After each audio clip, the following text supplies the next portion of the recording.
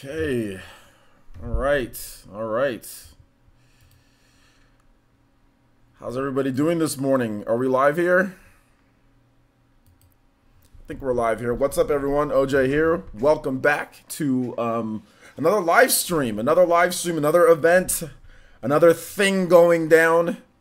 So yeah, the Gdc Keynote is going on today, and this will be the reveal of Google's device, Google's thing, Google's whatever, man.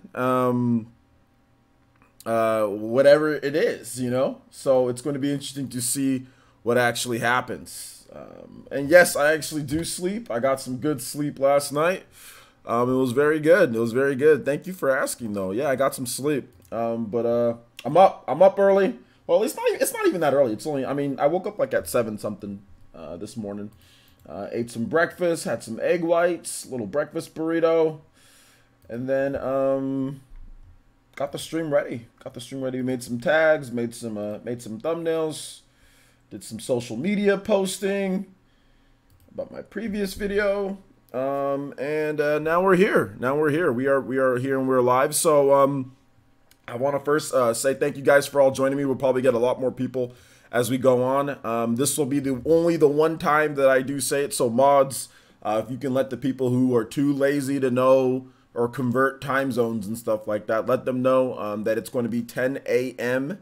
PT. That is 10, 11, 12, 1 p.m. ET. 10 a.m. PT, 1 p.m. ET. Yeah, 10 a.m. PT, Pacific time, okay? 10 a.m.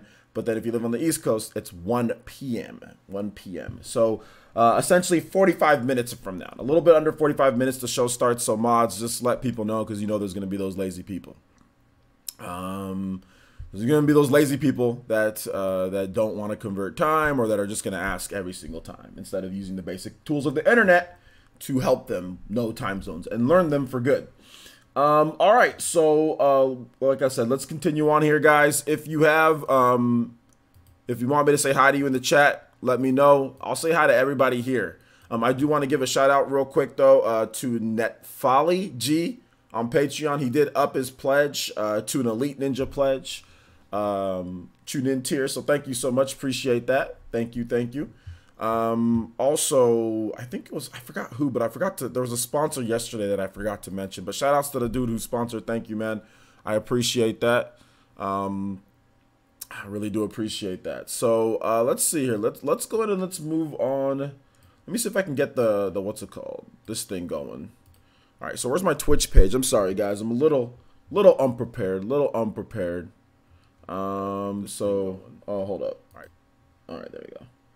This Twitch always starts off with the audio not muted. I don't know why it does, but it does. It just starts off with the audio not muted. So, all right. So let's see here. We got Twitch boys in the house. We got YouTube boys and girls here. Let's go.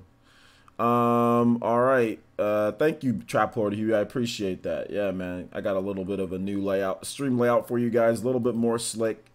It was just too much Naruto on the last layout, man. Too much Naruto, because we already have pop-ups with Naruto, so there was just too much Naruto. So we still got the gifs and all that stuff of the Naruto thing. So yeah, guys, it's time for the future of gaming. For those who don't know, Google's going to be revealing some type of device. It's heavily being pointed at some type of streaming box, some type of interactive streaming box, like with Twitch streamers and Google live streamers.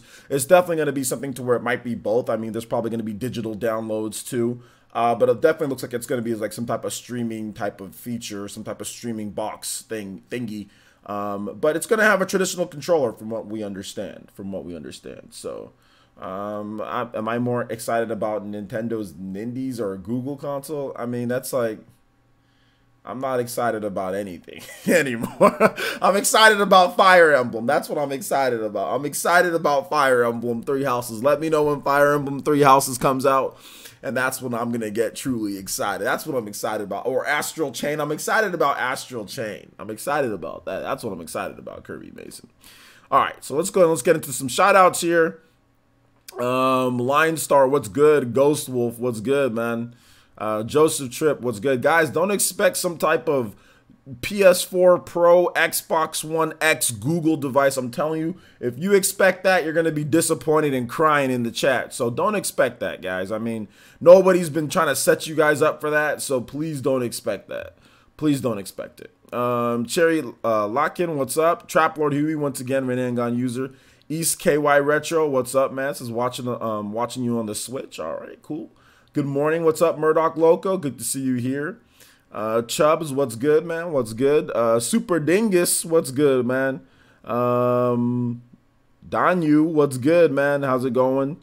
What's up, Chuba? You're back from your Europe trip. Yo, I know you were gone for a while, dude. Good to see you back. Yo, shout outs to the Europe, going out to the Europe. Yo, that's cool, man. Let's see here. Ann, what's good? Ann is here. VC's here. What's good?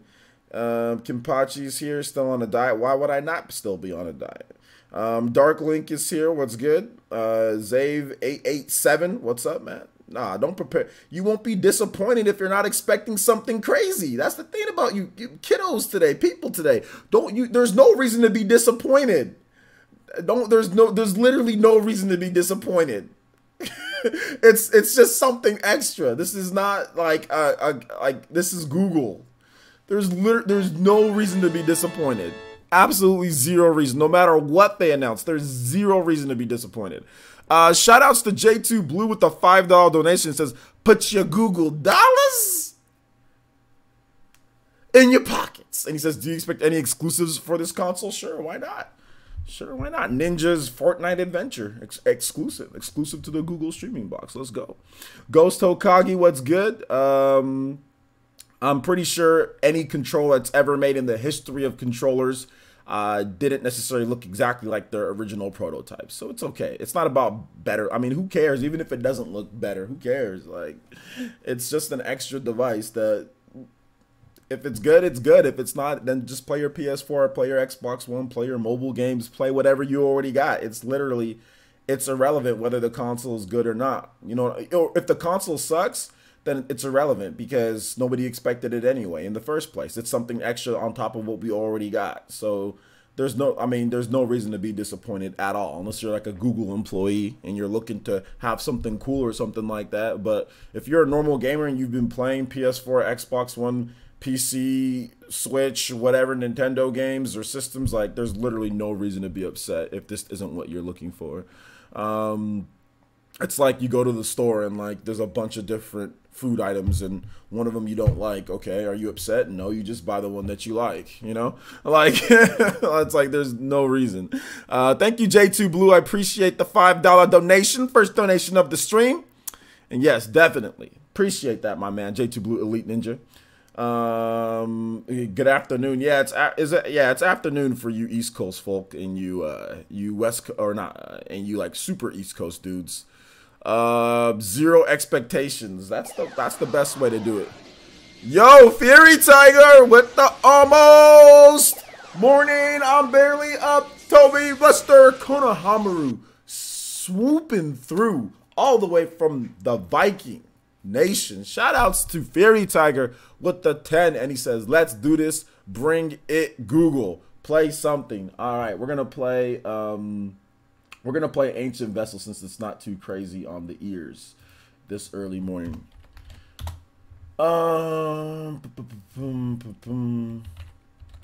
Ancient Vessel.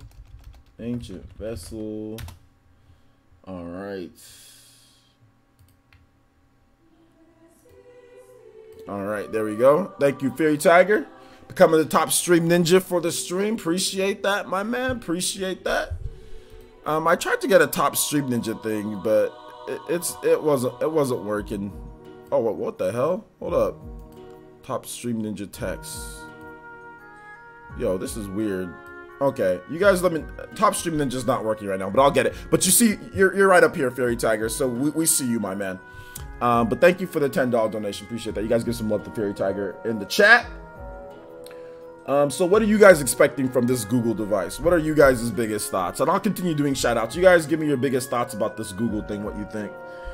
East KY Retro, what's good, man? Good to see you here. Jump Mom, what's good?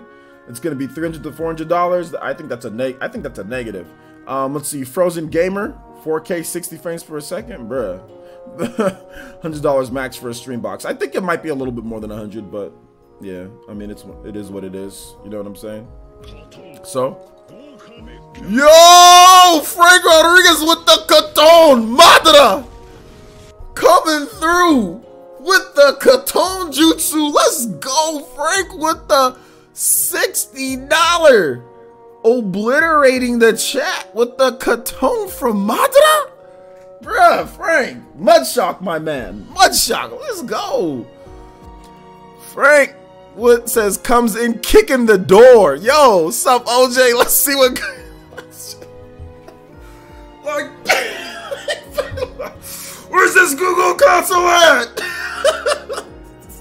This man Mudshock doing the haka before the live stream. Like, let's go. Oh, let's go. Chop this desk in half. Oh my gosh.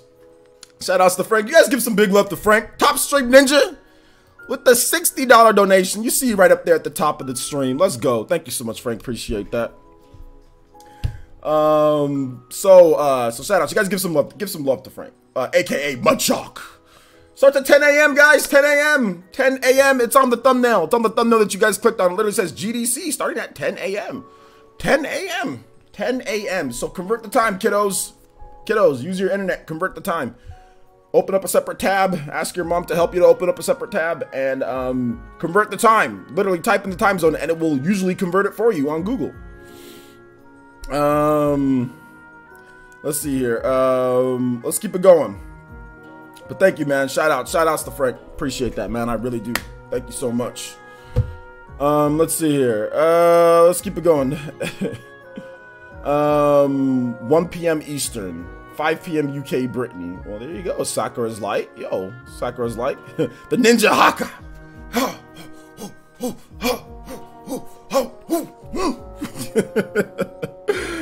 Oh my gosh. Oh my gosh. Man, I ain't answering no more questions with what time it starts, man. If y'all can't convert a time using the internet, then I can't help you. I'm not converting anybody's time or anything like that. Like you kiddos gotta start understanding a time conversion. If somebody tells you 10 a.m., you should be like, all right, let's see where I live. Okay, I know. I'm not helping you kiddos anymore with this. I'm done. Mods, no more helping people with times of converting times. This is the most laziest thing that I've seen from I'm very disappointed in you guys. I'm very disappointed in you guys and how you guys, my users are very intelligent and you guys can't convert time. I'm tired of this. You guys are the most, I think I have one of the most intelligent user base out there when it comes to gaming, when it comes to anything, but when it comes to converting time, people just go, duh.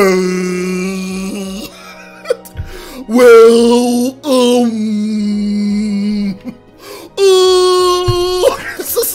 is this like arithmetic? Is this like calculus? Is this like freaking trigonometry? I got college graduates out here like, well, how do we convert time? I'm stumped. Shout outs to Joy Boy Dre. What up, man? Shout outs. Welcome to the Elite Ninja Village of Players. Everybody in the chat, please welcome Joy Boy Dre to the chat. I took calculus. Yeah, man. Yeah, man. Yeah, man. He said, Etika loves Minecraft, says, you overestimate us. Bruh. Bruh. Bruh. Bruh.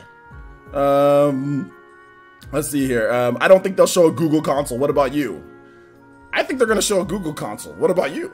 Well, you just said you don't think so. So it's like the reverse Spider-Man. You know, like we're pointing in opposite directions. You're pointing that way, I'm pointing this way. So yeah. Let's see here. Can any of the ninja in the village take on Shaggy? Man, Jumpmon, you're weird, dude. I'm gonna just say that right now. You're what the hell are you talking about? Katana Riku, anybody has any serious questions or serious topics about this whole Google console? I'll be more than happy to answer. Tag me at PlayerEssence or hashtag PlayerEssence. I'll be more than happy to answer you guys' questions or you guys' comments. Yo. Hello, my dudes. How do we do, kiddos? Oh my gosh, Nibble posted a leaked screenshot from the Google presentation on Twitter. Your thoughts is clearly fake, but a laugh out of it. I'm not reacting to something on Twitter right now, man. My reaction is I didn't see it, and my reaction is I'm not reacting to that. I ain't reacting to something. I ain't reacting to it. But shout out to Nibble. Let's see here. Watching the stream in 144p because I'm using data. Yo, let's see here. Do time zones take you to different time zones? In the near future, that will happen. Don't worry. Mudshock says a streaming console like Xbox or a normal one. A streaming console. I think it's gonna be a streaming console. It's gonna be a streaming console. Travis Touchdown says, questions. Do you think major third PATR? What do you mean? What do I think about that? Do I think that major third parties are going to make games for the system? Yes, because they've already announced that they will be there. Bandai Namco's going to be there. Sega's going to be there. Crystal Dynamics is going to be there. So yeah, these are all people that make. I mean, Assassin's Creed Odyssey was already on the project stream, so Ubisoft's going to be there in some way, shape, or form. I mean, yeah, there's going to be major third parties on this device. Yeah, absolutely. Let's see here. Katana Riku says, I'm not expecting much, but I'm excited. They need some good exclusives, though, to have a chance. I don't know if they need exclusives, because here's the reason why I said I don't think they need exclusives. You guys are thinking too much like a regular device. You guys are thinking too much like an Xbox One, a PS4. You guys are not thinking in the today's age of kiddos playing Fortnite kiddos, Ninja, you know, Ninja streaming, Apex Legends. You guys aren't thinking in this way. You guys are thinking in old school way, because most of you guys are all traditional gamers. Do they need a bunch of exclusives? Not really.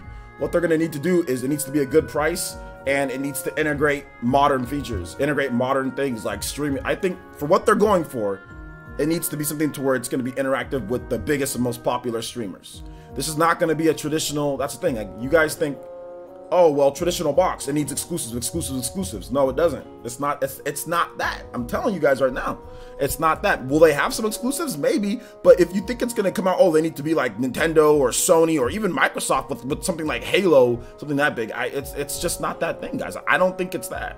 I mean, I really don't think it's that. But hey, you never know. Amy Hennig's gonna be there. I don't think she's working for anybody at this point, so she could have her own studio. I'm pretty sure there's going to be some type of exclusive or some type of thing that you can only access on there, but it's not gonna be like Nintendo, or it's not gonna be like Sony. It's not even gonna be close. They're not gonna come out with all these different studios making God of War and Splatoon and you know, and Fire Emblem, or like freaking Infamous. They're not going to come out with all these games like that, like Nintendo did at their January presentation with exclusive after exclusive after exclusive. I don't think it's going to be like that, guys. I mean, I really don't think so. So yeah. So it's going to fail. We don't know if it's going to fail. We don't know if it's going to fail. That's the thing. We got to wait and see what it is. You can't sit there and say something's going to fail before we even see what it is. We got to wait and see what it is first, and then we can make a decision. Let's wait and see. Let's wait and see what it is. Let's see here. What's up, T-Dude? How's it going, my man? Nah, I'm Frozen Gamer. I'm good, man. I'm good. So check out a game called Red Strings, Cyberpunk game on the eShop. What store are you talking? You talk about eShop? I don't got time right now, my man. I'm busy. I'm entertaining the masses. I'm entertaining you guys. I don't have time to be sitting there and checking out random games. Chibi Vigno! What's good, Chibi Vigno, with that shimmy? Let me get some of that shimmy. Streamlabs shimmy. Says, yo, it's been a while. It has been a while. Where the freak have you been, homie? Just, so glad I'm off work today. Loving the videos recently. Thank you. I don't know where that came from, but thank you, man. I appreciate that. Yeah, the videos. Precise, to the point. I'm not up editing for 4 hours a night. That's the thing that I hated the most about the editing that I used to do. It takes too damn long. Okay, let me go on a little mini rant before we start this Google crap. Actually, we still got about 30. We still got about a little bit under 30 minutes. Anyway, I'm editing for too long. It takes me too long to edit all this stuff, and then some of you guys don't show up to watch the video. I take way less time editing, and then y'all all showing up to the videos now. Look, man, y'all confusing as hell. I got the best fan base in the world, but y'all confusing. So I'm just going to keep doing what you guys are watching. Plain and simple. What you guys are watching, that's what I'm doing. But thank you. So I appreciate you saying that you like the videos. Shout outs to Magic Tech Review. Donated $1. Put your dollar in Google's pocket. So, I mean, let's do this. Let's do this. Hey, guys, real quick. For those who are just joining, I have a Twitter page, okay? My Twitter page is Liddy. It's the most Liddy. It's Liddy out there. Guys, go ahead and give me a follow on Twitter, and I'll give you guys a live shout-out. Live shout-out. As in, like, as soon as you do it. As in, like, I will shout you out as soon as I refresh. So I just linked my Twitter page.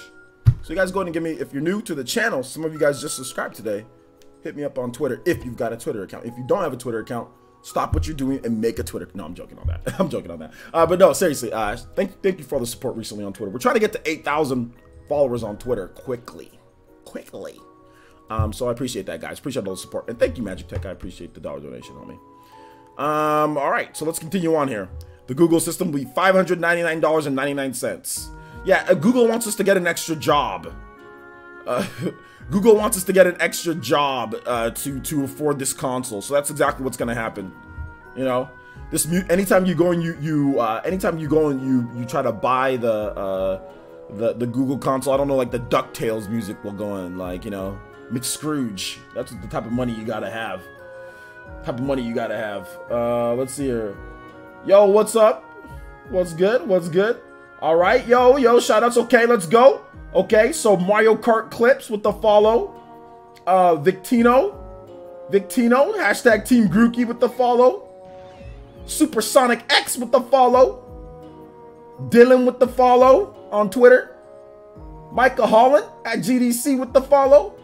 Let's go. Tyler Brown with the follow. Blazing Vincini with the follow. What's good? Arbaz Khan with the follow. What's up? Edward Bustos with the follow. What's up? Olaf, my man Olaf from Frozen with the follow. Phantom with the follow.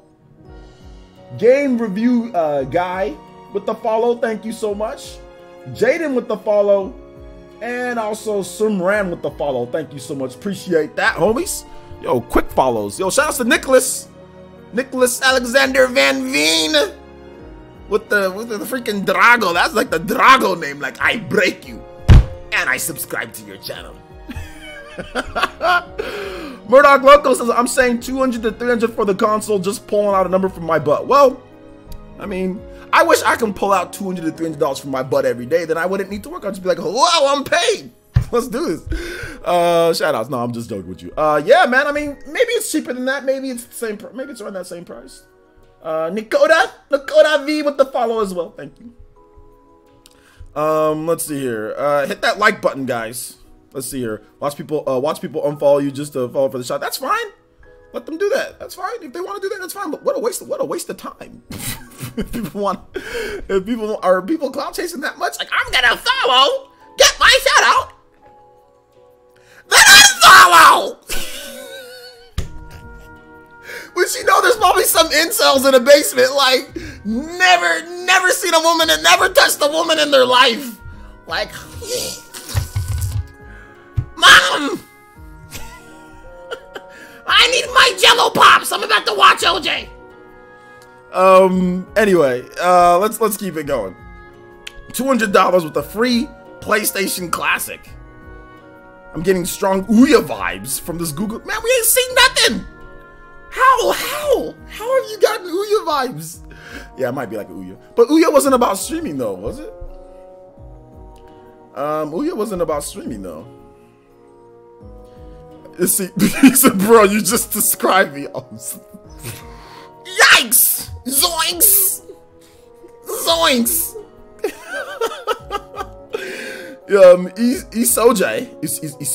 Isoje, whatever is announced today, I think it will redefine and challenge normal console rules, and will essentially be a start of the ninth gen. The start of the ninth gen was with the Nintendo Switch. Prince Goro says, player says, do you think the console will be a proper competitor to Sony or Nintendo, or will it be a glorified streaming box? I think it's not going to be a proper competitor. No, it's not going to be a traditional set-top box. No. Let's see. This man is simply high on life. or I'm faking it to provide entertainment for you guys. Let's do it. Zoinks! JK, I was just, were you kidding though? That's the thing. That's the thing.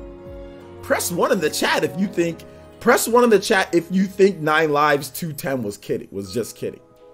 Was just joking. Press 1 if you think so. Press 2 if you don't. Oh my god, 0, 2, 69, 2. 2. Uh-oh. Why did it?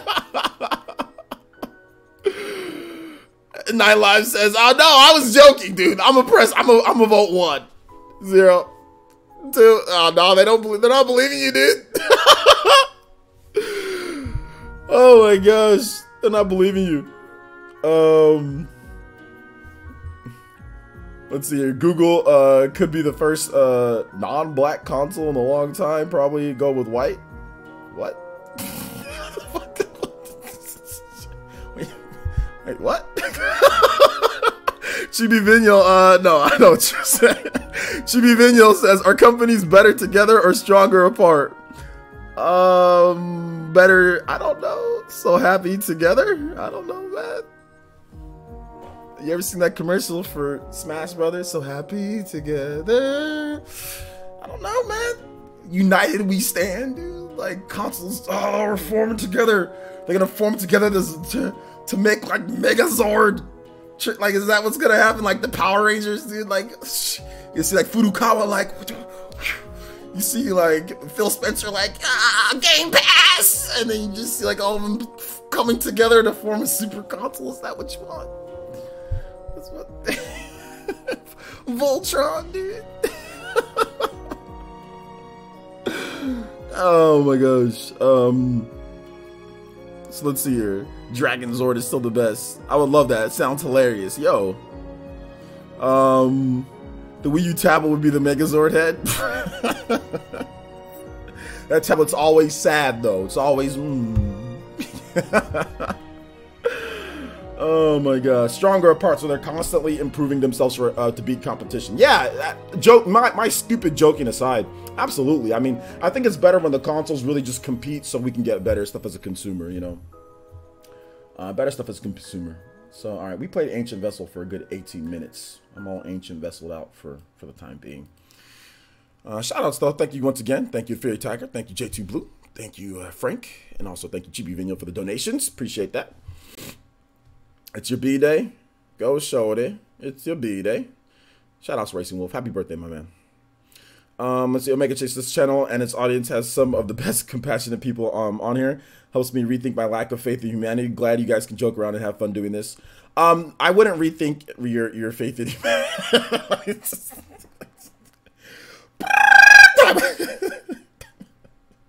I will let you know that I've given up on humanity a long time ago. No. Trust in essence, and that's it.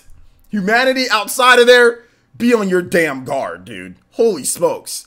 I wouldn't go that far. When you're here, we straight, we cool. But don't group us with these weirdos out there.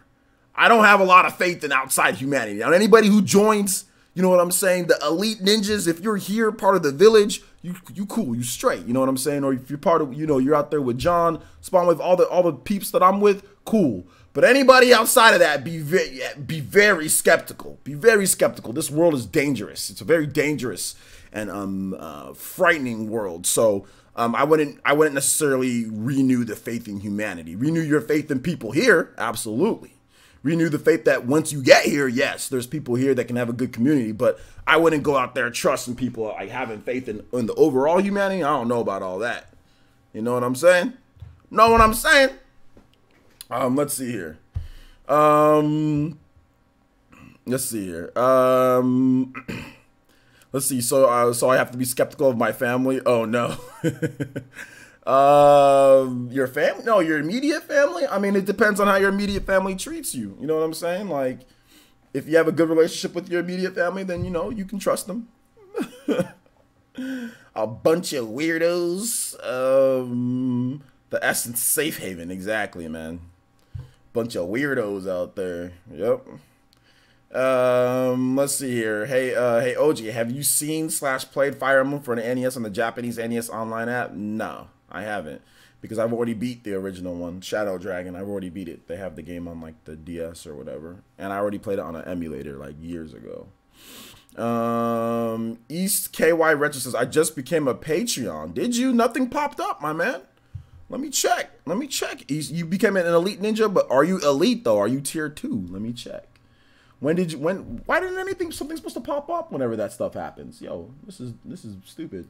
Let me take a look, East. Let me take a look, homie. Is it the same name? Okay, I see you, my man. Yeah, Elite Ninja Pledge. $5. Thank you so much, East KY. You guys give us some love to East KY. Welcome to the Elite Ninja Village, my man. I don't know why nothing didn't pop up, but thank you. If you scroll down a little bit, you will see our Discord page. So that gets you into my friends list. You can put your friend code in the friend code listing, and I will add you in, and you can get into Super Smash Brothers tournaments, Mario Kart, and more. We're going to be doing a lot of big stuff, guys, and that's why I'm not going to be sitting here editing Switch news for 4 hours, because I want to do more live streaming and more events. I want to have more time to do that type of stuff and stuff like this too, just streaming more events. Man, you know, if I was editing up until like 2 a.m., I probably said, you know what, I'm just gonna cover this Google thing later. The fact that, you know, I'm not gonna be sitting here editing till freaking editing videos take like 5, unless it's like a video like it's a video like a scripted video that I know I want to make. I'm not sitting there editing different damn news topics all day. Like, I'm so sick of that. Like, or no Switch news. I'm so sick of doing like the way that it was before. Oh my gosh. Then y'all don't show up. That makes me upset. Okay, I'm getting into the rant. I don't know how we went from somebody supporting me to this, to anger. Anyway, moving on. Thank you so much, East KY. I appreciate that. Appreciate that. When's it happening? When's it happening? Woody! Woody with the almost! Tommy Blaster! Konohamaru sweeping through. Let's go, Konohamaru sweeping through. Woody says, with the $10 donation, says, off topic from the stream, but I've been wanting to work out and get back in shape. The only problem is that I hadn't consistently worked out since high school 5 years ago. Okay, so you're a young man. Any advice? You have to get my ass in shape. Love the content, by the way. First of all, thank you, Woody. I appreciate you donating. You don't have to donate anything, and I appreciate you donating to anybody who's donating, anybody who's here. You're spending your life clock. You're spending your time here with me. So just to let you guys know, I appreciate each and every single one of you guys. And even when things are rough for you guys know that you guys have a safe place to come here, watch the stream, have fun. And remember, don't take anything that I say when it comes to like when I say weirdos and stuff like that personally or anything like that. Trust me, I love and respect all of you guys. That's for real talk, guys. I love and respect all of you guys. Now, here's the thing, Woody. You want to get in shape. The first thing that you need to do is look at what you're eating. If you eating trash, you know what I'm saying? If you eating trash, you're not going to have the energy to work out after work or before work or whatever the case is. You're not going to want to do any of that. So look at what you're eating, okay? Carbs. Watch the carbs, my man. Watch the carbs and watch the junk foods. I would say candy, all the sugar, all that stuff. You got ice cream in your house, you got candy, you got sugar, throw that stuff away. Literally, get a bag right now at this point. Get a big trash bag, throw all that junk away. It's time to quit cold turkey, homie. So first you start off with your diet, okay? Start thinking about getting more antioxidants. So making sure that you're getting your fruits and your veggies. Those are the things that you need to do. Your body needs to feel good enough to work out. Make sure you're hydrating. You're drinking enough. You're getting your vitamins and minerals. You're a young man. You got to take your multivitamins, my man. So first of all, that's the first thing you do is get your body ready. Start eating like you're actually going to work out. Then, once you do that, okay, once you've made that commitment with your mind and your body and you're not eating the fast food and the junk, you're cooking your own meals, and everything like that. Vegetables, lean meats, vegetables, lean meats, vegetables, lean meats. Don't be eating junk, okay? Now, once that is set, you got to start out light. Got to start out light. Go on the treadmill. If you got a gym membership, if you don't, run around your neighborhood, you know, when it's safe. Obviously, I don't know where you're at or where you live or whatever the case is. Run around the neighborhood. Run for at least 15 minutes. Starting out, jog for at least 15 minutes starting out, okay? and then slowly increase that time. Slowly increase 15, 20, 25, and see how you feel after each one. Start slow, then build up. Once you get up to about an hour, then you can start doing intervals like I do. I do 10 minutes running, 5 minutes walking, 10 minutes running, 5 minutes walking for an hour. Then I go lift weights. Now that's advanced, but first start off slow, work your way up. 15 minutes of jogging a day, change your body in terms of how you eat, and then you'll be good. You will get in shape. Trust me. Trust me, you will get in shape, homie. That's how I got in shape. I was fat last year. At the beginning of the year, I was stressed, I was fat, and I was balding.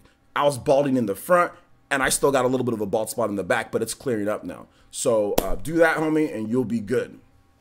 All right, let's see here. You can have juice, especially if you're talking about, like, let's say, like, the juice that I recommend is V8 Fusion, which is vegetable and fruit juice combined, and it's the light, V8 Fusion Light. And what it does is it gives you servings of fruits and vegetables, and it gives you antioxidants. So it really helps, and it has a very low amount of sugar.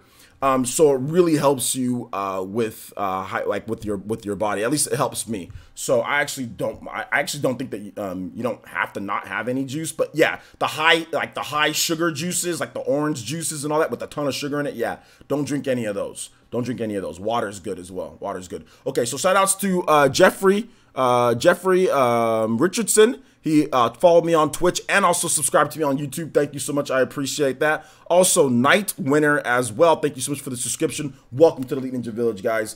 We've got 10 minutes until this Google thing starts up, and we should be good. And that advice that I just gave to Mr. Woody, that applies to anybody that's trying to lose weight. I mean, trust me, if you cut out all that junk in your diet, you will lose weight, plain and simple. You will look good, you will look better, and you will feel better about yourself. It's just simple. It's just simple.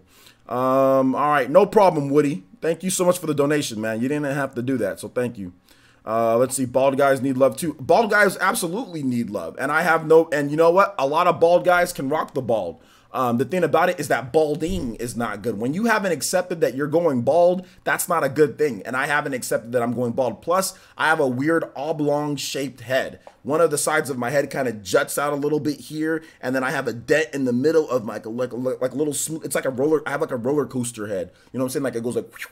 I have like a roller coaster head, and I have an oblong like weird dent on one side of my head, like this side of my head. So it makes my hair look kind of weird at times. So so for me, being bald is not an option. I also learned that people that are bald and also short, because I'm not the tallest person out there, often look angry all the time, you know? So it's not a good combination. Bald, short, and angry. Those are things that I'm not really willing to sign up for at this point in my life, being only 31 years old. So there you go. Let's see here. Let's see. Sounds like you actually fell on your head. Roller coaster. It's like a roller coaster, because I used to get a bald haircut when I was younger. I used to get like pretty much like a one, not even like a half, just all around a half, you know.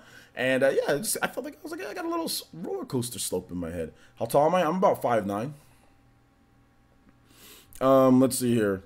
Yo, I'm wearing the same Walmart Punisher hoodie. Yo, shout outs to Walmart and the Punisher hoodies. Heck yeah, dude. I can't find them anymore, though. I can't find them anymore. Let's see here. Who's ready for Ouya 2.0? Let's go. Ouya 2.0. What it do, geek? What's good? What's good, homies? I ain't answering any questions when it's starting. I'm sorry. All right. We got the music going. I'm not answering any questions when it's starting. So if you're asking questions like, when did it start? Even though it's right there in the thumbnail, even though you have the power of the internet, even though you can see everything, I'm not answering any damn questions when it's starting. It starts when I freaking feel like it starts, okay? When I feel like when it's starting, I will start it for you guys. When I feel like it. Let's listen to the music. Can y'all shimmy? You should make an OT video with your health advice. Maybe, man. A gamer health. Would you guys like that gamer health series? Okay, look. I will make a gamer health series. I need a couple conditions because it's going to take some time. I need a couple conditions. Before this stream starts, we get 2 new sponsors. I'm a shill for you guys. 2 new sponsors, and I will make a gaming health series part 1. If that part 1 gets over 2,000 views, I will make a part 2. The minimum is 2,000 views. But we need 2 new sponsors or it ain't happening. Or it's not worth my time because I got to put time and effort into this. Time and effort. We need 2. So it's y'all got, what y'all got? Okay, we got to, I'm going to turn off this music for just, so y'all got 6 minutes. Y'all got 6 minutes. Shout outs to Sean L. Shout outs to, is it Alana? Alina? Oh wait, hold up. They're showing some games. Hold up. Oh wait, no. They're not yet. Never mind. Nothing. False alarm. False alarm. Okay, they said that the games, they're going to be showing games though. They have their ESRB rating. So they're going to be showing games. Obviously. False alarm. 5 minutes left. That actually might be cool. Yeah, like I said, I'll do it. There's got to be some incentive because that's going to be something that's going to take some time. A gamer health series, that's going to take some time. Gamer health and mental health series, I don't know, because like gamer health is also mental health at times. So yeah, man. All right. Hey, J Idea, how about you get timed out? How about you told me to stand up? How about you get timed out? Yo, Artist Akira, what's good, man? What's good? What's up, Jetty? I bet you'd like to see an AO game for once. An AO game won't be allowed, dude. Why would you like to see an AO game? Just at that point, you need to just go watch like porn or something. At that point, like what is the point? Pretty much any type of violence can be in a game. All types of grotesque violence can be rated M. So the only thing that would be an AO game would be graphic, very graphic sexuality and things like that. So I mean, like, what's the point? What's the point of doing that? Like, yo, what's up, Robert? How's it going, my man? 4 minutes left. Still waiting for your Google glasses. Nah, I didn't ban him. I just timed him out.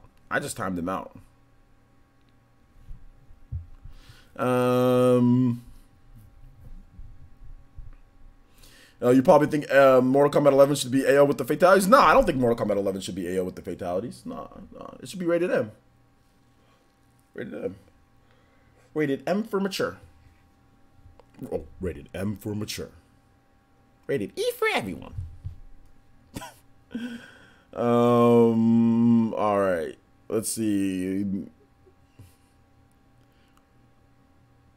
Yo, keep your potentially perfect. Keep your expectations in check. If you're expecting some type of crazy Google super console like your camera, this man potentially perfect literally bought freaking Michael Bay's signature camera at home. Like, freaking camera came in the mail.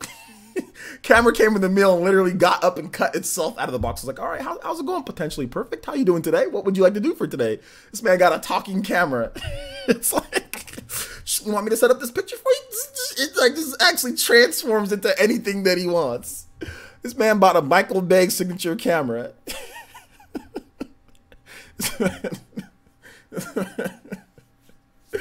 Oh my gosh, dude. Shout outs. Let's see here. What's the next? Google Fridge? Yes, Skyrim coming to the Google Fridge. Let's go. Am I hyped? Are you hyped? Penguin says, yo, players is watching from a restaurant with my sister. Yo, shout outs to one of Penguin. Shout outs to Penguin's sister. Let's go. How's it going? Let's see here. Bobby Boohoo. This man said, I know what my name's gonna be. Bobby Boo-hoo. I'm just messing with you, man. It better be a $10 hybrid console with 4K and VR capabilities. Bruh! That's what people like. I'm not expecting to spend anything more than $15 on the spot. Anything more? I'm done. Switch for me. PS4. That's actually pretty funny. That's what some people are expecting. They ain't trying to pay no money. in before just an Apple TV, bruh. Apple TV is actually garbage. So you're right. I don't think it's gonna be an Apple TV, is it? Is it not gonna be Apple TV? Is it gonna be? You guys think it's gonna be Apple TV? 8K streaming. Shout out to the 360 something people watching. Appreciate the support, homies. Y'all ready for this Google? Y'all ready for this Google console? We got a minute. We should just change over. We should just go ahead and change over to the reaction. Oh, that's not it. That's not it either. No, there we go. There we go.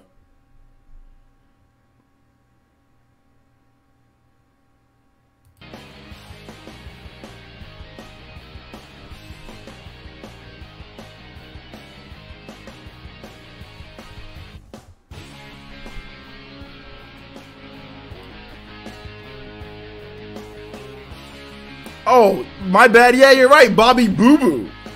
You're like, hey, Boo Boo. Hey, Boo Boo. My bad, homie. Sorry about that. Bobby Boo Boo. Bobby Boo Boo's better. Bobby's Boo Boo's better because it's like it. Hey, Boo Boo. You get some picnic baskets. We're about to watch the Google console reveal. Boo Boo, what you think? Do you think this is going to be pretty good? I don't know, Yogi. I don't trust Google. Are they gonna have any games? Boo Boo, it's not about the games. It's about the innovation. It's about the streaming. Where's Ninja? Next X0 for the Google box? Absolutely. So the Boo Boo's ready. Yeah! Let's do it! The Boo Boo is ready. What's up, Solomon Solo? Man, I'm turning down this music. Turn down this damn music, man. This cheesy freaking generic freaking Sonic music, dude. Let's see here. Google YouTube search engine is so broken. Google's own live stream isn't at the top, bruh. It's like we're having a live stream. We didn't SEO it. We didn't put all the tags at the bottom. At the bottom. OJ, what exclusives would make you buy it? Bruh, I don't need exclusives to buy something. I got an Xbox. Wyatt Montgomery says your Yogi significantly better than your Boo Boo. My Boo Boo needs some work. My Boo Boo needs some work. Absolutely. Because I don't exactly recall his voice as clearly. I could do a better Boo Boo. If I heard it, I can do it, but I don't want to switch over to it. But if I heard it again, I can do a much better one. But yeah. But Yogi's easy to do because like all you have to do is pitch your voice in like a freaking weirdo, like hey, like you just gotta pitch your voice like that and do it, and it's simple. Whereas Boo Boo, it's like you gotta stress your voice, like you gotta and like you gotta pitch it up high too. Yogi's voice is deeper, so it's easier for me to do because my voice is naturally deep. Whereas Boo Boo's voice is more higher pitched and it's strainy, so it's harder. Just to let you guys know, I used to literally practice. I used to think that I was going to be like an NFL player, an NBA player, a voice actor, an anime artist. So I used to sit there and freaking mimic voices all day, like when I was a kid. I used to be way better at it. I used to watch shows and mimic. I used to be able to do all the Rugrats too, but I can't even try to do the Rugrats at this point. But I used to be able to do all of them. Boo Boo was whiny. Yeah, he kind of has like a little bit of a whiny, raspy. It's a little high pitched and like a bit grady. It's like annoying kind of, but it's like it's kind of hard to explain. But yeah, it's starting. Not really. Okay, wait. Here we go. Okay, now it's started. Okay.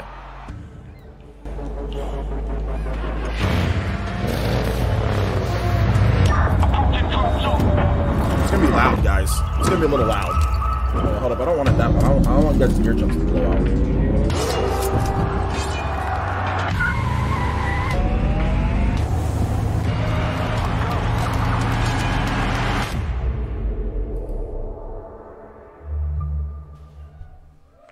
Please welcome to the stage the CEO of Google, Sundar Pichai.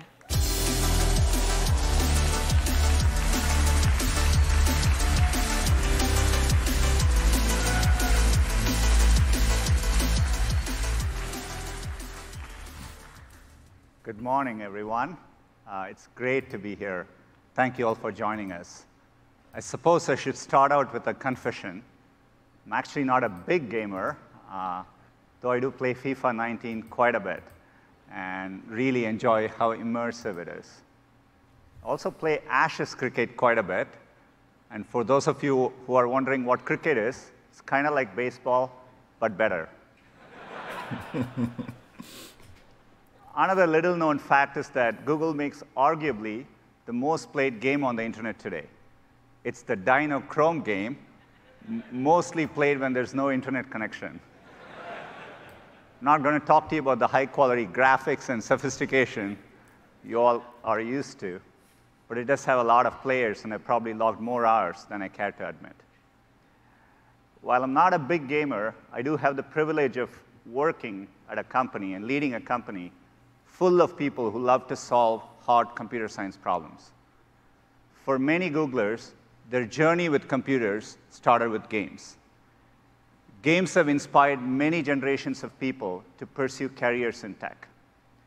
And through that process, they build resourcefulness, creativity, and collaboration, all qualities that are key to solving hard problems. And within Google and Alphabet, games play a big part in developing our own technology. The best example I can think of is how we are making progress on AI. DeepMind's AlphaZero uses self-play to learn from scratch and master games like chess, shogi, and Go. It's an important step towards creating a flexible, general-purpose system that can learn to solve many foundational problems. More recently, AlphaStar became the first AI to defeat a top professional player at StarCraft 2, using a deep neural network trained directly from raw game data. Increasingly, games are helping AIs learn to tackle real-world challenges. Even beyond DeepMind, another great example we have is Waymo, where we use simulations in gaming-like environments to test things that aren't actually possible or safe at scale in the real world. In fact, Waymo has driven more than 5 billion hours in simulations of edge case scenarios that vehicles wouldn't normally encounter. And we use it, we learn from it, and actually improve the systems that we'll be deploying in the real world. Perhaps the biggest impact of gaming is how it pushes us to make big leaps in computing and networking power, higher fidelity graphics, and the infrastructure that supports it all. All of you are pushing computing and technology forward, and I find that really exciting. At Google, we've always believed that technology should adapt to people, not the other way around. We've been building towards this vision for some time. For example, when we launched Chrome a decade ago, we envisioned that it could be a modern platform for web applications and bring the power of web to everyone, including use cases that seemed impossible at that time, like high-quality games. Finally, we are making progress towards that goal. In fact, over the past 2 years, we've been hard at work on game streaming technology. And last fall, we launched our first public test with Project Stream. As some of you guessed, a technical test wasn't the whole view of our ambition. It was probably the worst-kept secret in the industry. Internally, we were actually testing our ability to stream high-fidelity graphics over a low-latency network. We learned that we could bring a AAA game to any device with a Chrome browser and an internet connection, using the best of Google to create a powerful game platform. And when we say best of Google, it always starts with our cloud and networking infrastructure. Our custom server hardware and data centers can bring more computing power to more people on planet Earth than anyone else. Today, we are in 19 regions and in over 200 countries and territories, connected by hundreds of thousands of miles of fiber optic cables. The best of Google also includes our open platforms that allow you to reach billions of people. With Google, your games will be immediately discoverable by over 2 billion people on a Chrome browser, Chromebooks, Chromecast, Pixel devices, and we have plans to support more browsers and platforms over time. That's in addition to all the people playing and watching games across YouTube and Google Play. And when we build these ecosystems, we always take the approach that we only succeed when our partners do. Collectively, our partners across web, Google Play, and YouTube have earned more than $110 billion over the past 4 years alone, and we are committed to this approach here as well. So now we are focused on our next big effort, which is to build a game platform for everyone. And when we say for everyone, we really mean it.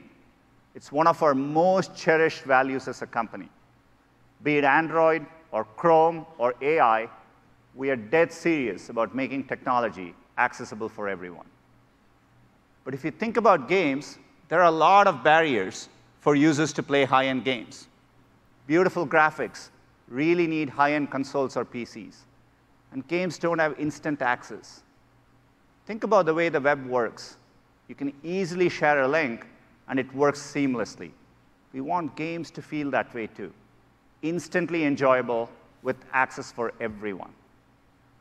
I think we can change the game by bringing together the power and creativity of the entire community. People who love to play games, people who love to watch games, and people who love to build games. That means all of you. We are really excited to work with you. We want to build a platform. We want you to show us what's possible.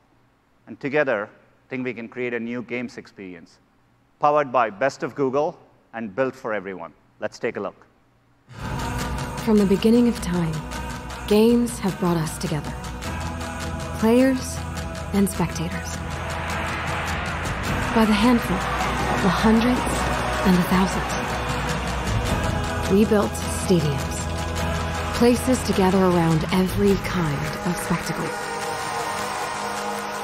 Glory, tragedy, pageantry, community, rivalry, and wonder.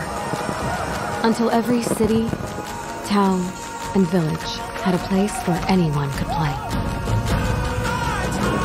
Thousands of years in, our games have changed. But our need to come together remains. This new era of gaming needs a new place to gather.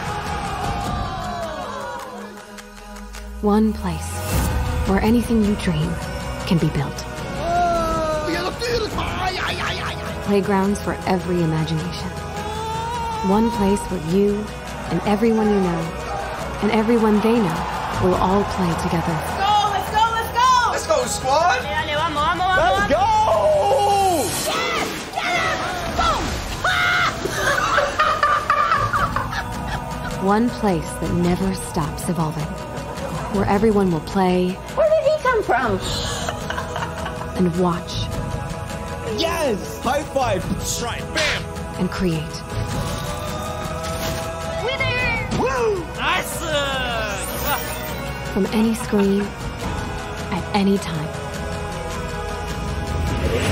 Sure. One place for all the ways we play.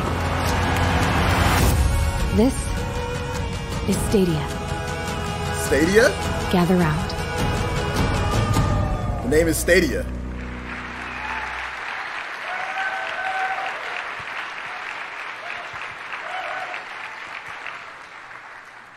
Welcome to Stadia. We are so excited by this. To do this well, it's important that we have the right people working on this, experts with deep history and heritage in games. That starts with Phil Harrison, who joined us about a year ago. He's a great leader and a great gamer. Definitely someone who knows the difference between RPGs and NPCs. I'm going to pass the mic over to Phil to show you what we have built. Take it away, Phil. Thank you, Sundar. This guy used to work at Sony and Microsoft. Thank you, Sundar. It's such a pleasure to be here today, and thank you for joining us at GDC as we finally get to share Google's vision for the future of games, where the worlds of watching and playing games converge into a new generation game platform purpose-built for the 21st century, powered by the best of Google. Our vision for Stadia is simple. One place for all the ways we play. It's focused on gamers, inspired by developers, and amplified by YouTube creators. Today, our industry captivates over 2 billion players from all around the world. At the center of that community, its beating heart, are the game developers, the people in this room that create the most incredible game experiences that delight players with engrossing stories, characters, and worlds through a dazzling display of technology, artistry, and magic. Games are now the single biggest form of entertainment on the planet, one that connects a vast community across geographies, cultures, and language.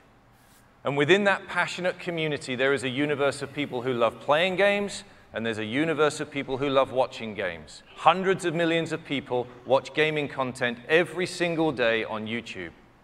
But those two worlds are mostly disconnected, fragmented, and often independent of each other. Our vision is to bring those worlds closer together, to connect game developers with players and YouTube creators in a way that only Google can, creating a richer and more vibrant gaming community for everyone to enjoy. Through the power of our data centers, the extraordinary reach and community of YouTube, and our investments in the fundamental technologies that are the foundations of the open internet, we offer a truly unique opportunity to combine these worlds. We will be handing that extraordinary power of the data center over to you, the game developers, where playgrounds for every imagination can be created. Our first public test of this came in October of last year with Project Stream, where we streamed a AAA HD game at up to 1080p and 60 frames per second over the internet from Google data centers to a Chrome browser. We were humbled by the overwhelmingly positive response from players who were able to join us on Project Stream. A huge thank you to those of you who participated in Project Stream and for your vital feedback. And also to the amazing people at Ubisoft for trusting us with the latest incarnation of their incredible game franchise, Assassin's Creed. Ubisoft has always been at the forefront of advancements in the games industry, and they have an incredible track record of success and creativity. And joining us here in the audience today, I'm delighted to welcome the CEO and co-founder of Ubisoft, Yves Guillemot. Thank you, Yves.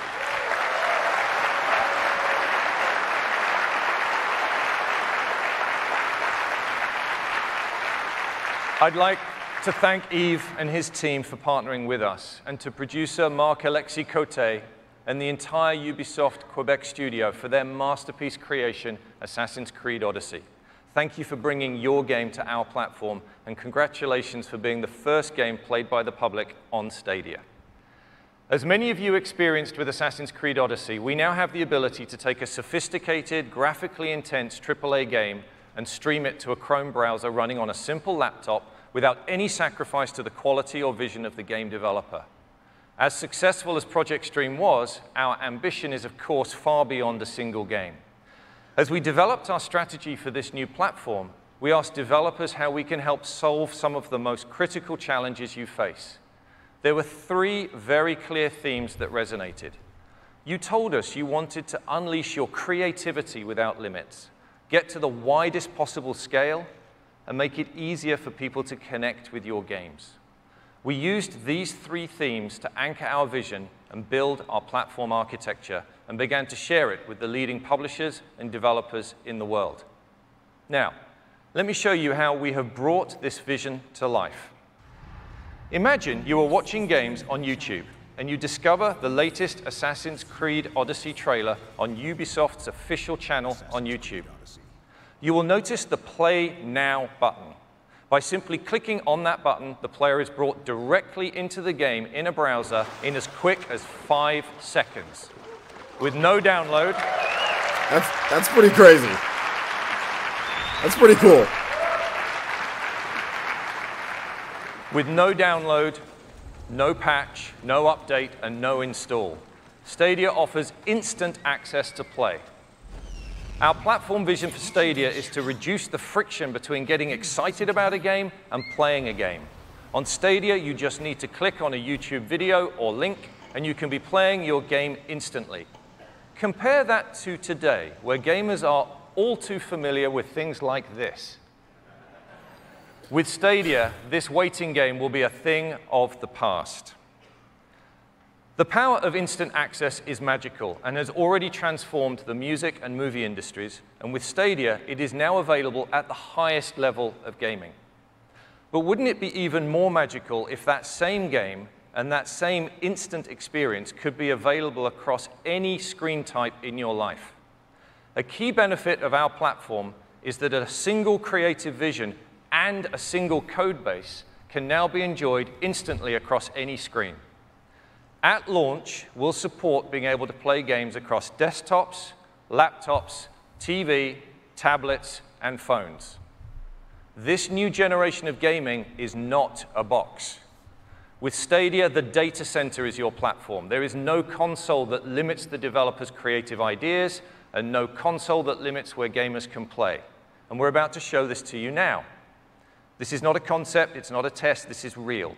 I'd like to bring my friend Khaled to the stage to show you this working.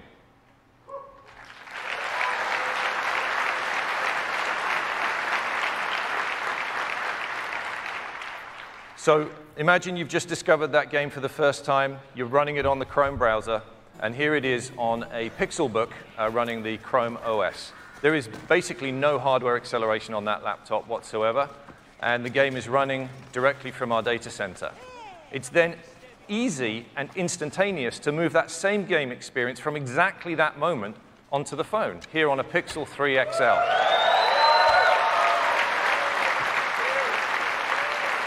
Once again, no loss in quality, and we can go straight onto the desktop PC. We actually went to buy the least powerful PC we could find here, and we could enjoy the same vision that the developer had, the same high-quality 1080p stream at 60 frames per second, and the full game vision, regardless of the hardware that you're using.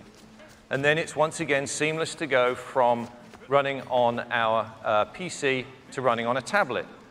In this case, once again, running the Chrome OS on a Pixel slate. Controller looks better. The controller actually looks pretty good from here, at least. And then finally, we then move seamlessly to the TV. And so this TV is accessed using this, which is a Chromecast Ultra HDMI streamer. There is no console required to reach this experience. It's a stream. Like I told you, it's a streaming thing. This is not a traditional. It's a streaming thingy, which is fine. There's nothing wrong with that. Thanks, Khaled. Great presentation.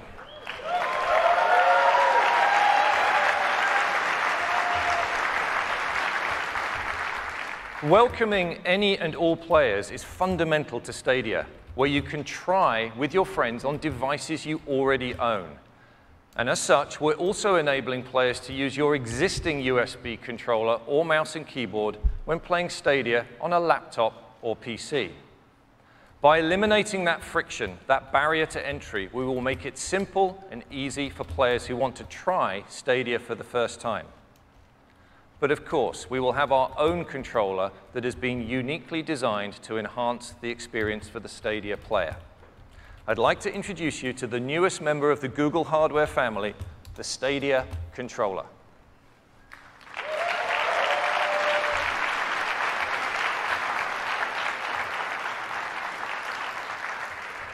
This is your gateway to the best of Stadia. It enables you to access the full Stadia experience, and there are many advantages to the Stadia controller. And the first is that it will connect through Wi-Fi directly to the game that is running in the Google data center.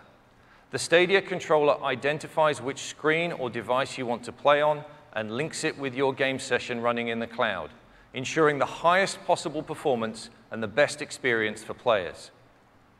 In addition to the standard functions you'd expect to see on a modern game controller, the Stadia controller features two very important new buttons. The capture button is for sharing and saving your game experience back out to YouTube. The gamer can choose to share their experiences starting with a click of this button to themselves, to their friends, or to the world. They are in control.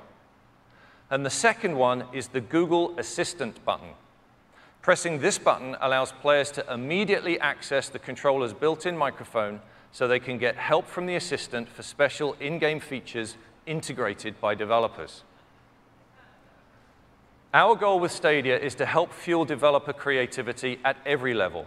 And next, we'll take a look at the incredible computing power we have custom built into our data centers that will further accelerate innovation. I'd like to introduce my friend and colleague, the head of engineering for Stadia, Majd Bakar.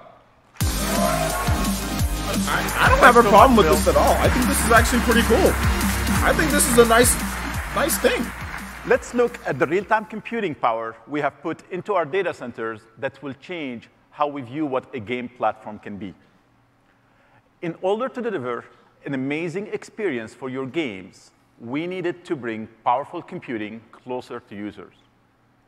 We've built Stadia's architecture on top of the Google Data Center network, the same network that has been delivering search results to your fingertips in milliseconds for more than 20 years. The network consists of fiber optic links and subsea cables between hundreds of points of presence and more than 7,500 edge node locations around the globe, all connected with our network backbone. Stadia is built on infrastructure that no one else has. More edge nodes mean the compute resources are closer to players, which results in better performance. We took that proven model and infused it with custom-designed, purpose-built gaming hardware, creating the most powerful and connected gaming platform. Each of Stadia's data center is composed of interconnected racks that deliver the high-power graphics, memory, and storage needed to run the most demanding games. Only with Google can you apply the power and flexibility of data centers to game development. This architecture is the foundation for this new generation of gaming. We've been testing this technology privately within Google for years. For our initial public test with Project Stream in 2018, we delivered up to 1080p 60 frames per second with stereo audio. When Stadia launches, we will have increased performance significantly to support resolutions up to 4K at 60 frames per second with HDR and surround sound. And in the future, we'll be able to stream games in up to 8K resolution.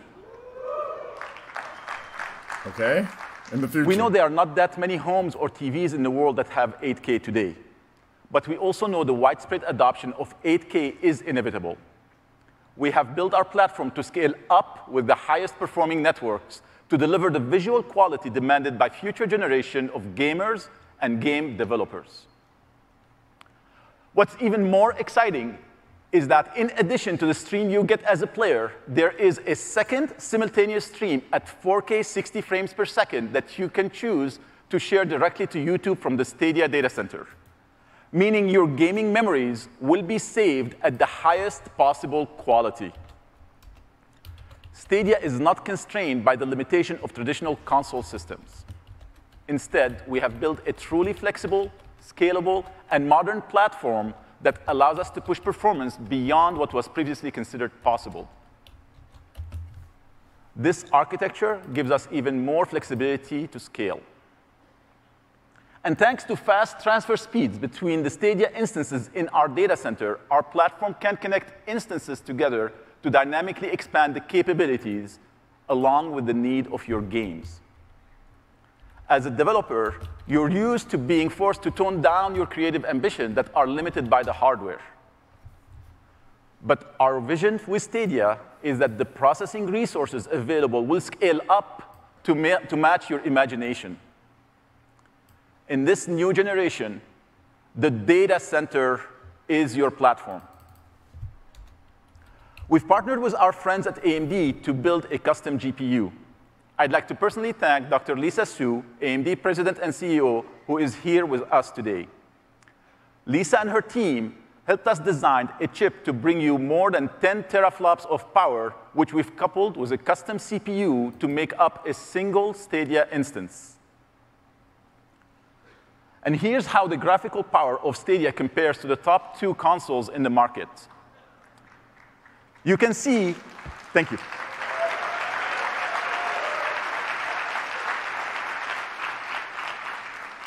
You can see that a single Stadia instance is a big step forward.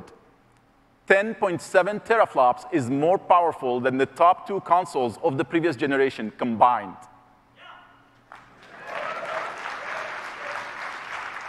But it's streaming only. Stadia will be using the Linux operating system and the Open Graphics API, Vulkan. And when it comes to game engines, we are excited to announce that we have partnered with Unreal, who will be fully supporting the Stadia platform. We are also partnering with Unity to bring full support for the two most popular and familiar game engines to our development community. And we're empowering developers with an amazing array of familiar middleware that you already use to power your game development, including the most popular physics engine, Havok. And here's a list of our partners now. And of course, this list will continue to grow over time. With this suite of tools, game development can evolve as quickly as the imagination of content creators. To achieve that, we're providing multiple ways to make games for Stadia. You can develop on our cloud, your cloud, and at your desk. Our goal is to make Stadia the most flexible development environment ever put together. And that power is, of course, used to create the best content. Our first guest is from a company known for creating the most sophisticated and impressive gaming experiences in the industry that always demand the most of every system they run on. We had the chance to give our friends at id early access to our tools and technology. It's my absolute pleasure to welcome to the stage executive producer from id, Marty Stratton.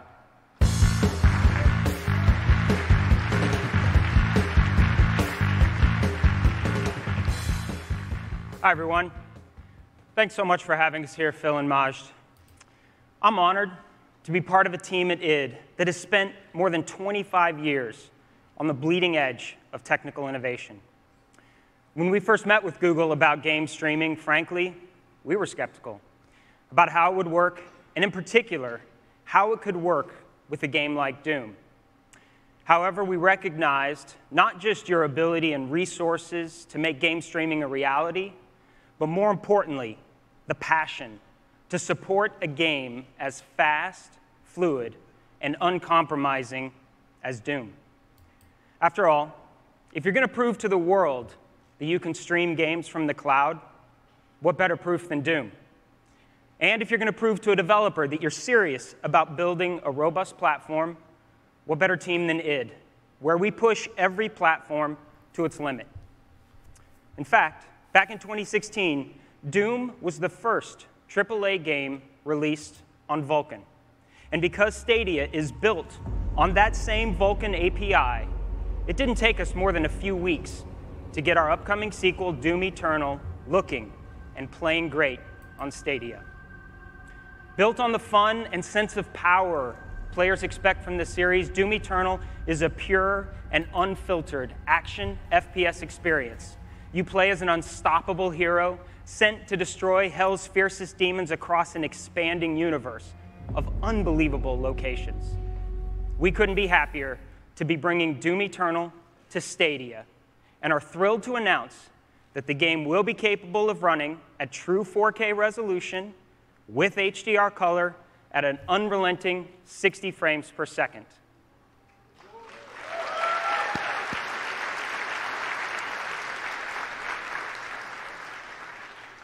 We actually can't wait to show you more of Doom Eternal very soon, in fact. We have the full game running on Stadia, live from Google data centers, and you can see it today at our developer session. It starts at 12:30 over in West Hall. You won't want to miss it. Thank you to Google and Stadia team for giving us this opportunity to share a bit about Doom Eternal. Thanks so much.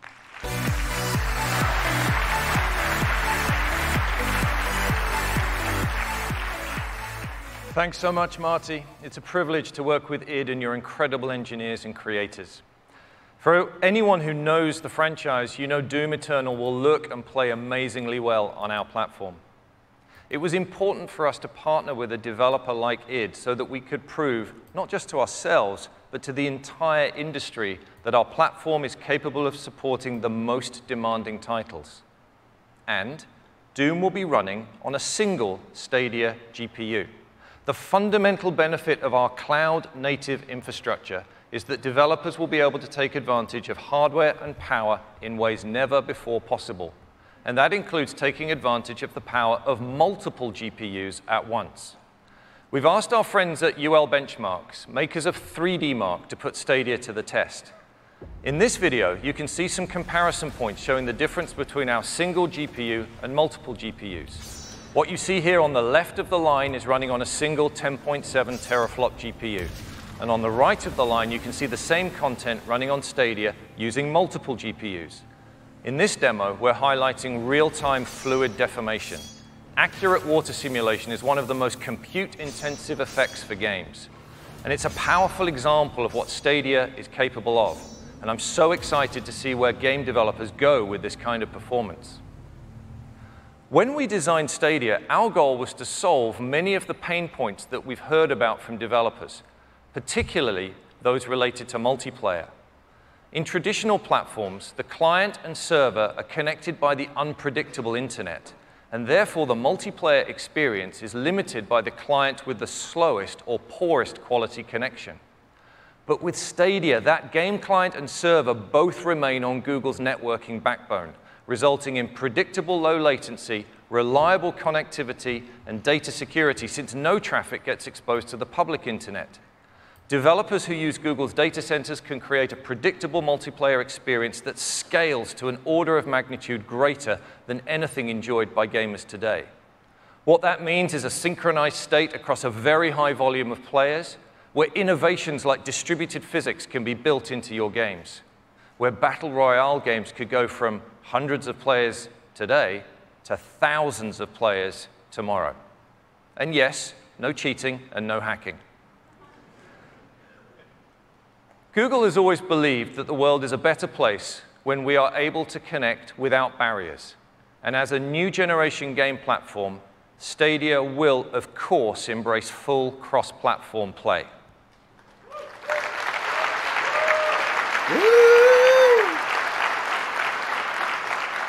Developers will have the ability to enable cross-platform multiplayer for all players, and even bring game saves and progression across as well. I'd now like to introduce a member of Stadia's R&D team who are pushing the envelope, bringing the best of Google to game developers. Please welcome to the stage our lead designer for research and development at Stadia, Erin Hoffman-Jung.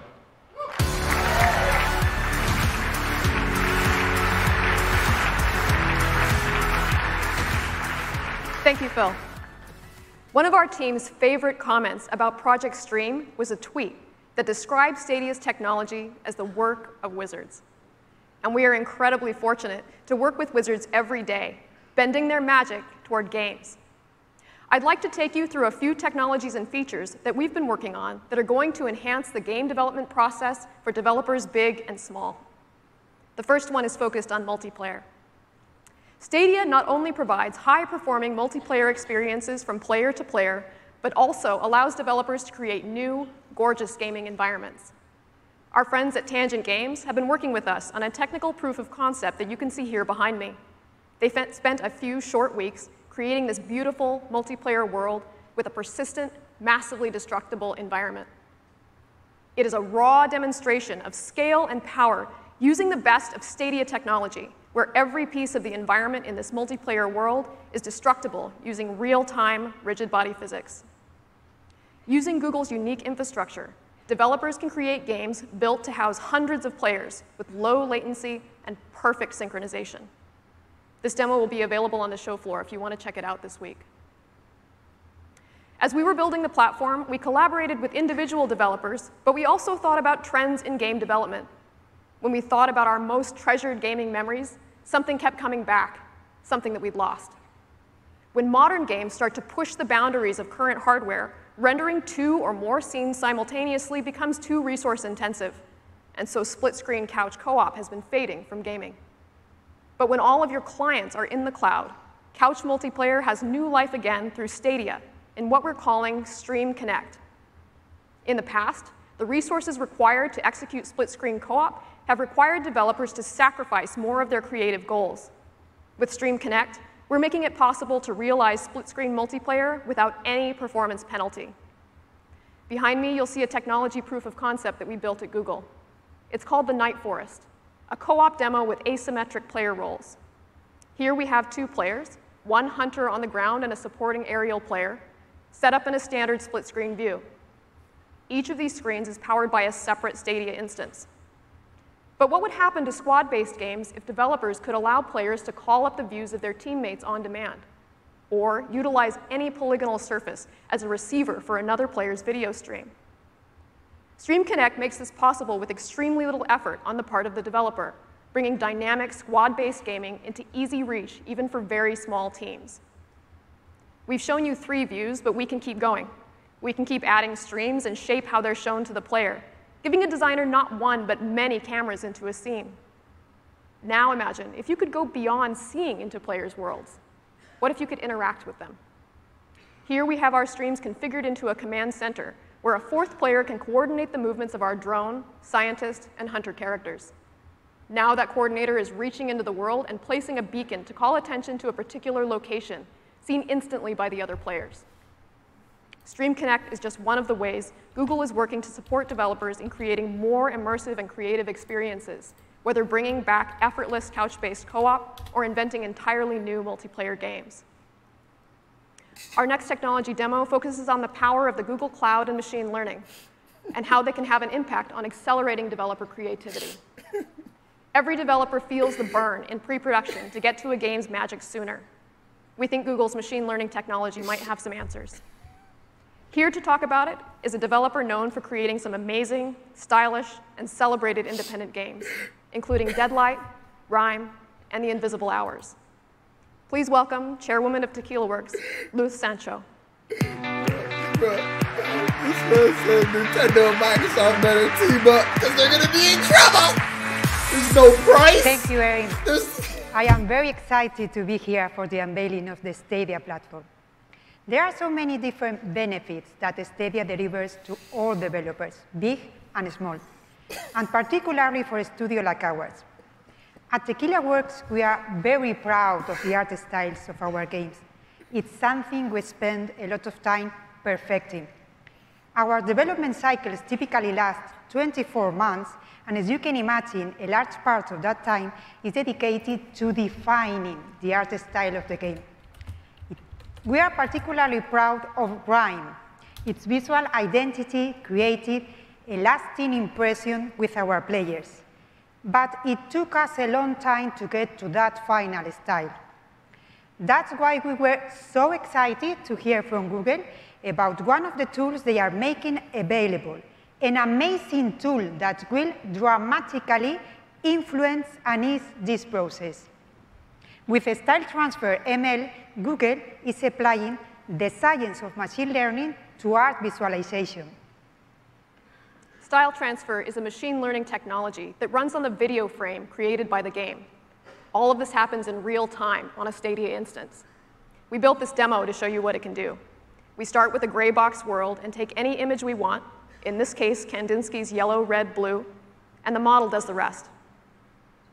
Throw it Starry Night, and you have another style. Give it scratch art, and you get this. We're doing our part to empower the artist inside of every developer. The R&D team iterated through hundreds of art styles testing this technology, and one of our favorites came from an old friend.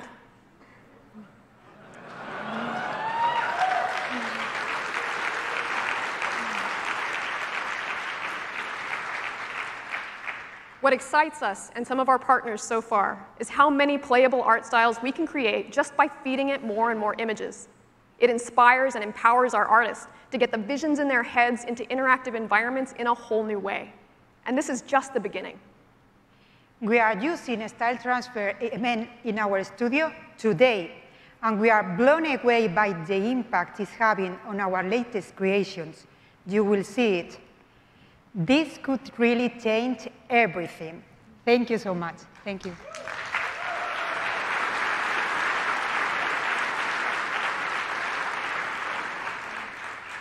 Thank you, Luz. With Style Transfer, our goal is to help developers find the magic of their games quicker. You can check out Style Transfer during the show this week. We can't wait to hear your feedback. Creators inspire us to bring the best of Google to games, and creators are at the heart of Stadia. It isn't just what they create, but how those moments are experienced by players, moments that resonate for generations to come. The last feature we want to introduce today is another special experience made possible by the cloud. It's called State Share. And here to talk about it from Q Games is Dylan Cuthbert.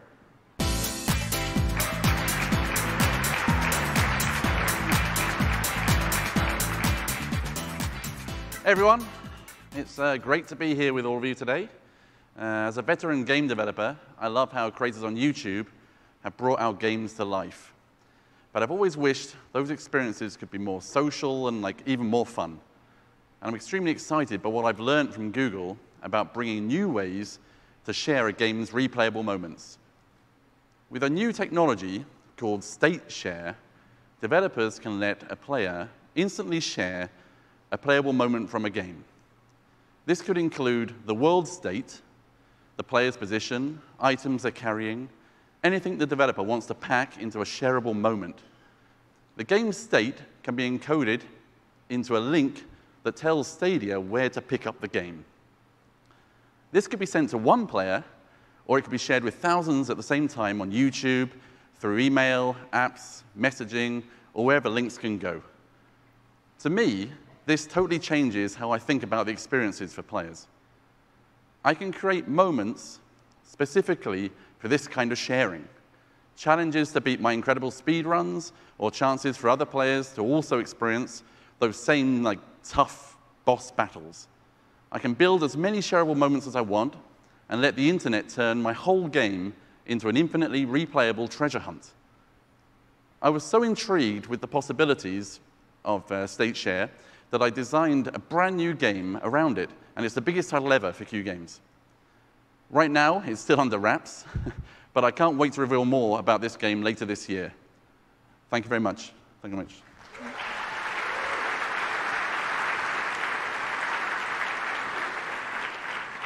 Thanks, Dylan.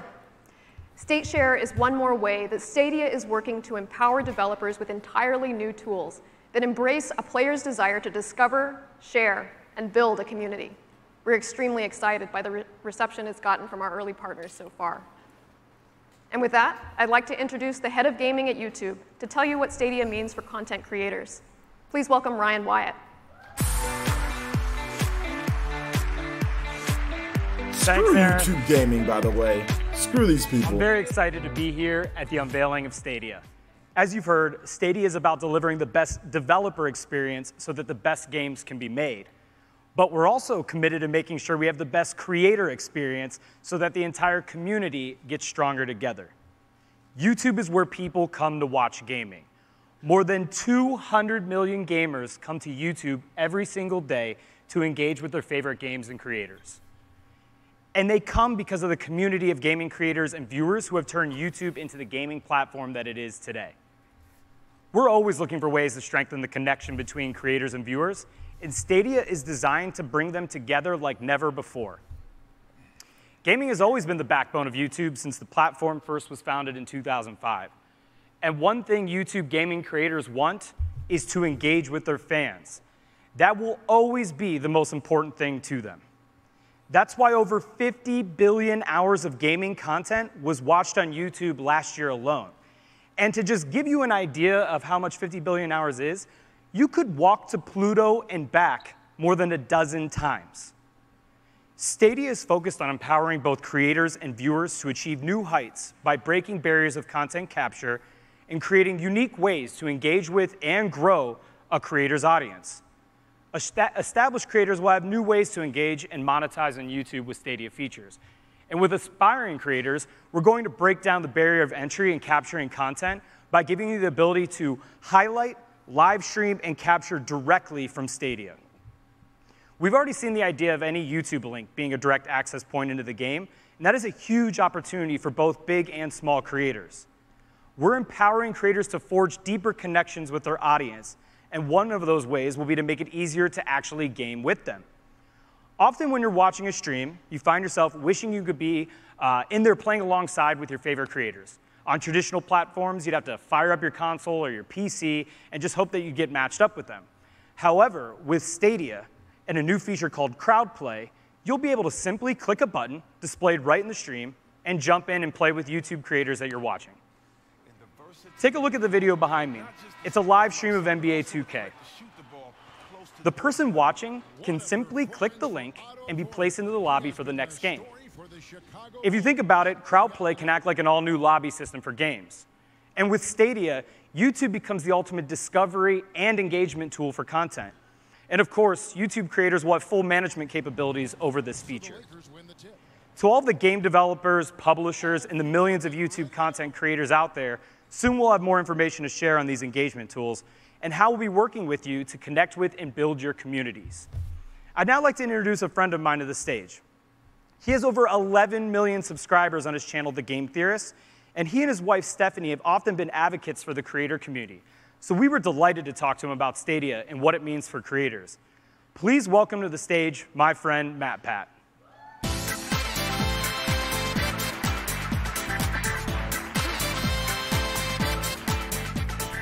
Thanks, Ryan. It's an incredible honor to be here today. Now, for us creators, our audience is our lifeblood. Whether we're breaking down the real-life science of the fictional world of Fallout, or diving into the theories behind bending the ink machine, or simply streaming gameplay on our live stream channel, GT Live, we're always looking for new ways to connect and engage with our audience. Which is why, when I first met with the Stadia team, I was floored by the impact that it can have for not just gamers, but also creators. Stadia not only empowers me to easily create and share my work, but it also unlocks completely new ways for me to build a stronger bond with my audience. Crowdplay, for example, gives our audiences the chance to instantly jump into a game with us, and then the creator can feature them live on the stream in real time. Another feature that I'm incredibly excited about is State Share. Here, the possibilities are literally endless. Live streaming horror games, for instance, has been one of the most popular formats for live streaming on YouTube since its inception. But now with State Share, you can actually take this to the next level by letting the people who are just watching you replicate the exact same scenario you just played through in-game. Like that impossible moment when you're out of med kits and you suddenly have a zombie breathing down your neck. Imagine the endless breathing down your neck. Imagine the endless variations that creators can layer on top of all their favorite games by specifically designing challenges oriented to their unique audience. For creators, you suddenly become a game maker yourself. Creating challenges through State Share allows us to continue creating content for all your favorite games long after the game itself has been completed. And on the other hand, the audience now can reconnect with all their favorite games in completely new, exciting, and fresh ways. But of course, also as a gamer, I'm looking forward to tremendously all the new possibilities of gameplay that Stadia opens up and that can be built only for Stadia. I mean, think about this. 1,000-player battle royale matches. Incredible new graphical possibilities. And of course, all of this is available across any screen. Literally, I could just pick up my phone and start playing exactly where I left off on my laptop, even while sitting in an audience of a keynote like this one. I hope you're not playing right now. A lot of exciting stuff happening on stage, but you could do it. Stadia just truly unlocks new opportunities to create, share, and engage across YouTube. I am personally thrilled about what Stadia brings to the table, how it unites technology and entertainment in completely new ways that we have never seen before, and in ways that can only be possible through the combined power of Google and YouTube. So I thank the Stadia team for having me in here today. I can't wait to see what else you guys have in store, and I'll see the rest of you on the floors of GDC.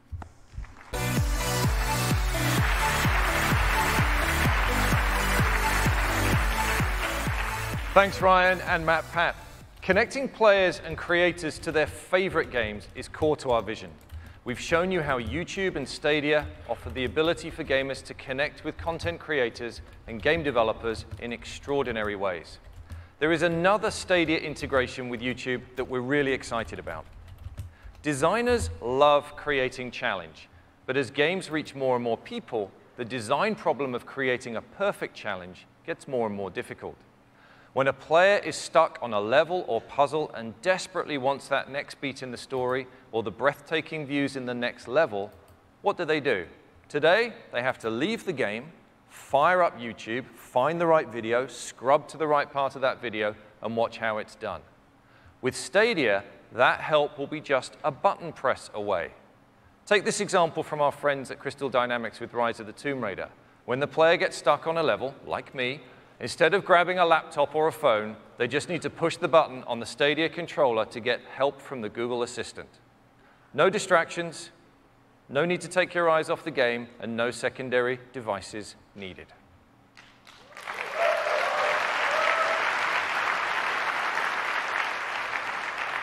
It's another deep way in which we're connecting players with the games they love. Stadia is about removing barriers for players to get to their favorite content and moments. With Stadia, any link can be an access point to the game. So for a developer, the entire internet can become your store.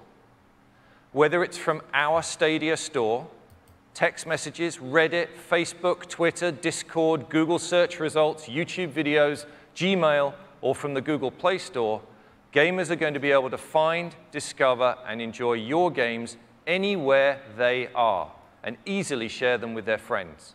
It's a truly revolutionary way to discover your games. Stadia will be home to a variety of games, and we're happy to say that we will offer comprehensive parental controls for all content. We've already shipped development hardware to more than 100 studios around the world, and more than 1,000 creatives and engineers are hard at work bringing their games to our platform. In addition to partnering with developers big and small, I'm also thrilled to announce that today we are forming Stadia Games and Entertainment, which will build experiences designed exclusively for Stadia as Google's own first-party game studio.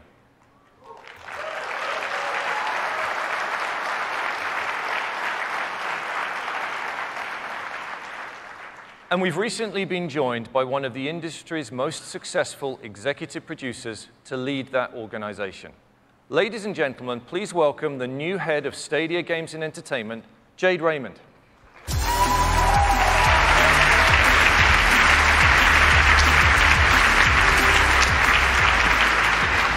Thank you, Phil. Thank you, everyone. I am so honored to be here at the unveiling of Stadia. In my career, I've been lucky enough to work with some of the most talented and passionate developers in the world. Passion is at the root of all great games, and it's what motivated me to join Google. What I love about games is that we continue to redefine what a game is. When I was 12, I saw the holodeck on an episode of Star Trek. Give a damn when you were 12. Even though the games I played at the time were side-scrolling, pixel-based kind of games like Mega Man, it was obvious to me that one day games would take place in fully immersive worlds. Today, you have seen some incredible tech. And hopefully, like me, you now believe that we're on the brink of a huge revolution in gaming. One that will unlock a whole new level of creativity for developers. There are no limits to the human imagination. Now that the data center is your platform, the processing power is limitless as well. I'm excited to announce that as the head of Stadia Games and Entertainment, I will not only be bringing first-party game studios to reimagine the new generation of games. Our team will also be working with external developers to make all of the bleeding-edge Google technology you have seen here today available to partner studios big and small. We are committed to going down the bold path, learning what is working best, and sharing key tools and tech so that we can take games to the next level together. The way I see it, there has never been a more exciting time to be a developer. And Stadia will be a driving force defining the future of games and entertainment. Thank you.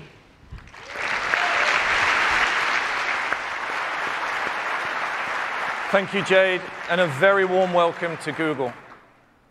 With Stadia, our goal is to combine the world of people who play games and the world of people who watch games into one global community powered by the best of Google.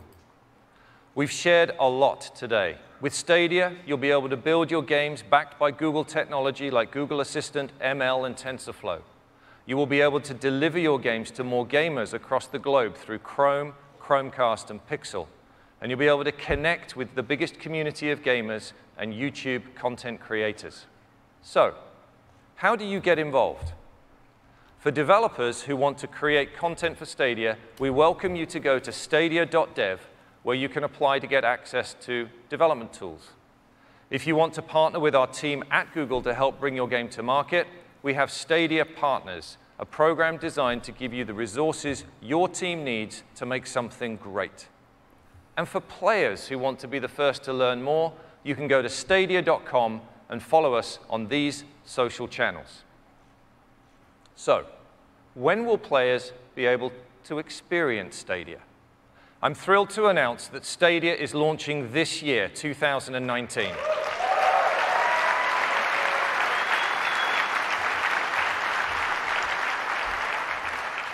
We will launch first in the US, Canada, the UK, and most of Europe. It's been my privilege today to introduce Stadia on behalf of the thousands of Googlers who've worked tirelessly to bring this vision to life. This is the first step in the journey, and we'll be connecting with you again in the summer to share more details on the games you'll get to play at launch and beyond. Thank you very much for gathering around with all of us today. With Stadia, we can all dream bigger and together build a playground for every imagination. Thank you.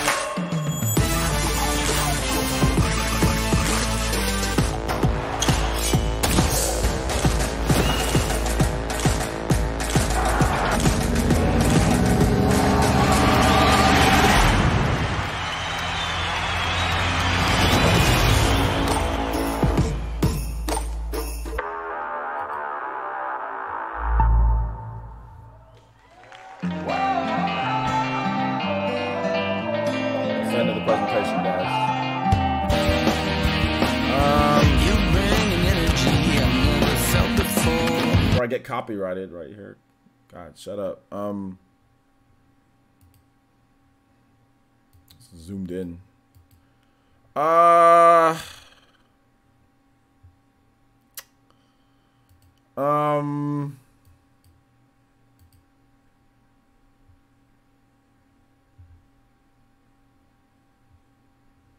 Where do I start? Okay. Let's start with the good. Let's start with the bad. Let's start with the bad, then we'll go to the good. The good. The bad. Let's start with the bad. The bad is everything's online only. This is DRM supervised. This is super DRM. This is extreme DRM. This is the DRM of all. This is the timeline where always online literally like kills off everybody, and it's like the future, like Goku Black, you know what I'm saying? And like everybody's just like, you know, people like former console owners are just like underground, and DRM and always online just like kills off almost everything. This is that future. This is that timeline. This is the beginning of that. So that's the bad. This is definitely that. If you were, you know, worried about internet speeds, always online, DRM, you know, things like that, like this is not for you. This is definitely that, because you can't play this without an internet connection. You need an internet connection in order to take advantage of this. No ifs, ands, or buts. You need some type of internet connection to take advantage of this. So this is the darkest of dark Goku Black timelines, where all the console users and traditional players are underground, if this thing becomes a thing, like a widespread thing. Now, it's not to say that there isn't room for this type of thing, but that's the bad thing about this. Also, latency with fighting games is going to be an issue. I mean, like fighting games, shooters, instant reflex games, this is definitely going to be an issue. Like, you're not going to get consistent performance across the board, because not only are you using your internet connection to even like play the game, but then on top of that, there's a net code on top of that already straining your already always online internet connection that you have, because you're streaming the game and you also have to run the game through it. There's going to be issues. Like a fighting game, it can work, or like a shooter, it's going to work, but will it be fun to play? Will it not have problems with the like connections? I mean, there's definitely going to be some issues there. There's definitely going to be some issues. There's no ifs, ands, or buts about it. There's no ifs, ands, or buts about it. Nobody has internet connection at this point like this for it to be stable across the board, because you're also streaming the game. The thing about a physical cartridge, you know, a physical game, you know, the thing about this, guys, is that you're running it from here. Data, everything is going through a local system. That's why, like, let's say, for example, if you're playing a game, if you have a separate device that is hosting some type of function or something like that, it can often work better or have better quality. For example, if you're using Discord voice chat compared to voice chat on your system for like PS4, Xbox One, the quality of Discord is always going to be much better, because you're using a separate function, a separate device, then that's processing in order for it to go through. The quality can be better for some people depending on your internet connection, but the thing about is your internet connection. That is the biggest issue that I see. Now let's talk about, that's all the bad. That's all the bad. No physical games. That's also bad too. I like to own my games old school, you know, so I mean, for me, this is definitely a hard, like, no, I'm not going to get into this hardcore. Am I going to get into this because there's opportunities with YouTube? Yes. I mean, obviously, I mean, I'm a content creator. YouTube is my main platform. Am I going to get into this because of certain stuff with YouTube? Probably. Probably. If there's options to where it can help my channel grow, if there's spotlight, you know, if people, you know, if I can be one of the people that, you know, join up on this, you know, it's definitely something that I'm going to look into, you know, definitely something that I'm going to look into. In terms of, so that's the bad. That's the bad. Now here's the good. The good is this. The good is that, yeah, there's all sorts of cool features. Like you can jump in with your with the content creator. You can stream at a high fidelity, right? You can you can watch a trailer for a game, and then you can hop right into that game, and then you can leave off like on different devices. So any device that you have, you can use any controller that you want. So all that stuff is fine and dandy. But they didn't show a lot of games. And they didn't really show a lot of stuff that I feel was interesting. But they said that they're going to show more. So they just wanted to reveal the console, you know, and reveal some. It's GDC, so it's for game developers. So I do think that like the power of the system with the, you know, the 10 teraflops or whatever through some type of server node or some type of cloud computing architecture, that's cool. I mean, I get it. I mean, that's great, you know? So in terms of ease of use, it's actually pretty cool. Like, let's say, you know, you're at the DMV and you want to play off where you were at Assassin's Creed Odyssey. I mean, and for some reason you didn't take your Switch. Maybe you just have your phone, but then you also, I think you need the controller, but I mean, whatever. But yeah, I mean, it's the Fortnite generation. I don't know how they're going to get Fortnite on this thing, or I'm thinking that they're going to try to get Battle Royale games. Like, if they can get Fortnite on here, I think the Fortnite generation is going to go crazy for something like this, right? Like, the kids that do the digital only or streaming, like, the new generation is definitely going to go crazy. And the future is definitely going to be something like this. But I would think with also set-top consoles, with the device, right? Some type of hardware, some type of device that you can use as well. But there's definitely a lot of future tech, future proofing, future things that are put into this that I think Microsoft, Sony, and Nintendo will adopt, or if not already adopting. We have xCloud from Microsoft. I mean, so this is something that's definitely going to happen. I mean, it's just going to happen. So those are my thoughts on it. Seems cool. Seems cool, but at the same time, I'm going to, yeah, the couch co-op seemed cool enough. I mean, so yeah, I mean, I noticed how they didn't mention Nintendo in there when they were talking about. They just kind of aimed a little bit at Microsoft and Sony, but it's funny because, you know, Microsoft and Sony are both coming out with their new systems as well. So yeah, you have that. So what are you guys' thoughts on this? I'd love to hear you guys' thoughts. Tag me at PlayerEssence or hashtag PlayerEssence. Also, shout outs to the new subscriber that we just got. Thank you, man. For some reason, it blocked what you said. I don't know why. I'm looking at the name. I don't think it's too bad, but I'm just going to call you RE23. Thank you so much for the subscription. I appreciate that, my man. All right, so let's see here. They did not mention price. Oh, it's going to be 500 to 600 bucks. No, it's not going to be 500 to 600 bucks, Michelle, because there's no console. There's no device that you're playing it on. There's no actual thing that they're selling to you. It's a service. So there's going to be a monthly fee.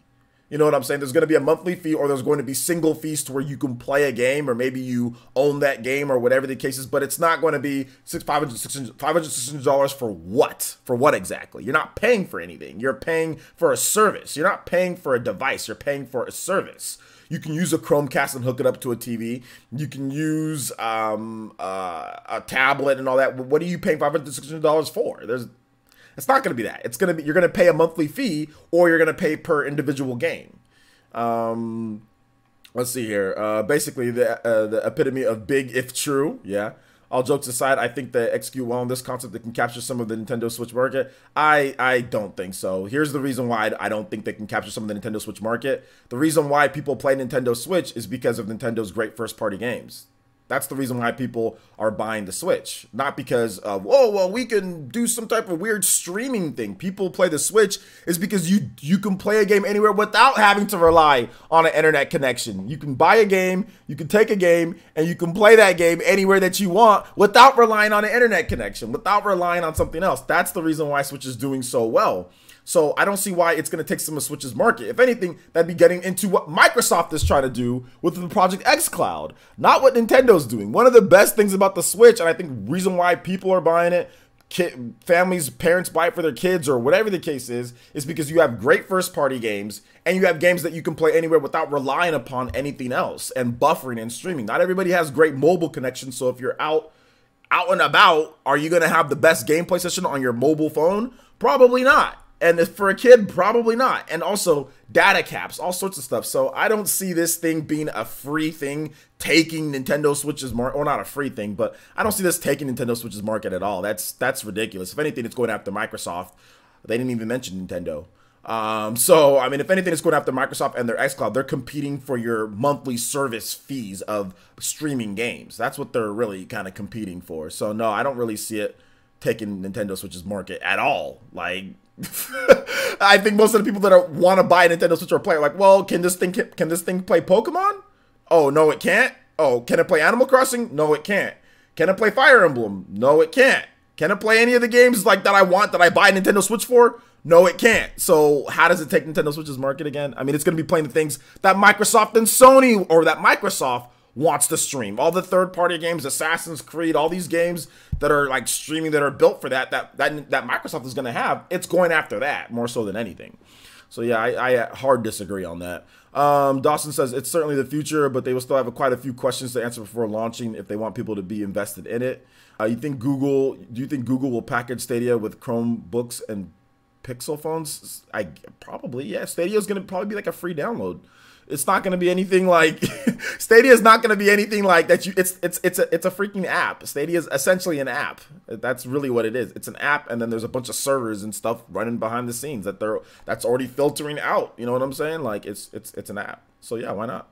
Omega Metroid says this is bad. The game devs and publishers have all the control, no mods, no fan-made patches, nothing. If they decide to close a game, you can never play it again. You don't own the game. But I mean, they can do that on. I mean, I see what you're saying. Yeah, I see what you're saying down there. Yeah, you're right. DJ King says players and games on Switch doesn't install physical games from a few Western games. Exactly. Once Nintendo the cartridge stuff catches up with like the size limitations, that's the thing. I mean, that's the thing for me at least. Like I said, the Fortnite generation, absolutely, but I don't think the Switch appeals to the Fortnite generation more so than anything. I think the Switch appeals to kind of old heads. And it's something that's unique and different from what this is. This is gunning after xCloud. This is gunning after Game Pass, stuff like that, in my opinion. Because xCloud does the same thing as this, right? You can play on anything that you want. You can play on this, and you can play on your tablet. I mean, we just saw Phil Spencer say the same thing that they just said. Literally, the same thing. I mean, outside some other features, but literally, Phil Spencer just said all this same stuff. I mean, this, to me, it reminds me of xCloud. This reminds me of what Microsoft is trying to do. I definitely think this is the future. I definitely think that this is definitely the future, but that doesn't mean the old way of doing things is not going to be existent. That doesn't mean it can't coexist. They're doing no hardware because it's expensive to do hardware. That's the reason why. It's way cheaper to where they can hire all of these high-priced and big budget. I mean, because they're going to have to shell out so much money to YouTubers to get on this, right? And to promote this. So instead of spending that R&D and money on a console, they put that into their servers, which they've already been doing. So it's R&D that's associated with that. And then they're going to put that into content creators, and they're going to put that into other things. So that's the reason why. I mean, if they probably wanted to do some type of device, some type of thing that you buy, but they're like, it's probably going to cost a little bit too much. So let's just do Chromecast. Let's just do, online, blah, blah, blah. And let's pay content creators to do this crap, So that's my thoughts on it. It's Stadia, not Stavia. This thing can run on anything that there's a Chrome browser. So eventually, yeah, Stadia could come to other systems. Sure, why not? Let's see here. The Stadia, Epic Game Store, and Steam versus Nintendo, Microsoft, Sony services versus consoles. Yeah. Kid Utata says Stadia on other consoles. I mean, it could at some point, maybe. Why not? Stadia will flop. I don't think Stadia will flop. It's too big. It's too big to flop. It's too big to flop. It's too big to flop. And I mean, and yeah, you can buy CDs and Blu-rays, but that's just an evolution of physical tech. This streaming stuff, it's not an evolution of like your hardware. It's not an evolution of something that you can hold in your hand. It's something that's pretty much different. Streaming and something that you hold, like a Blu-ray, that's an evolution of, the DVD, evolution of the Laserdisc, evolution of stuff that we had before. This Stadia thing is something completely different from what Microsoft and Sony are doing, because what Microsoft, Sony, and Nintendo are doing, you have to have patches, you have to have, there's no ifs, ands, or buts or getting around it.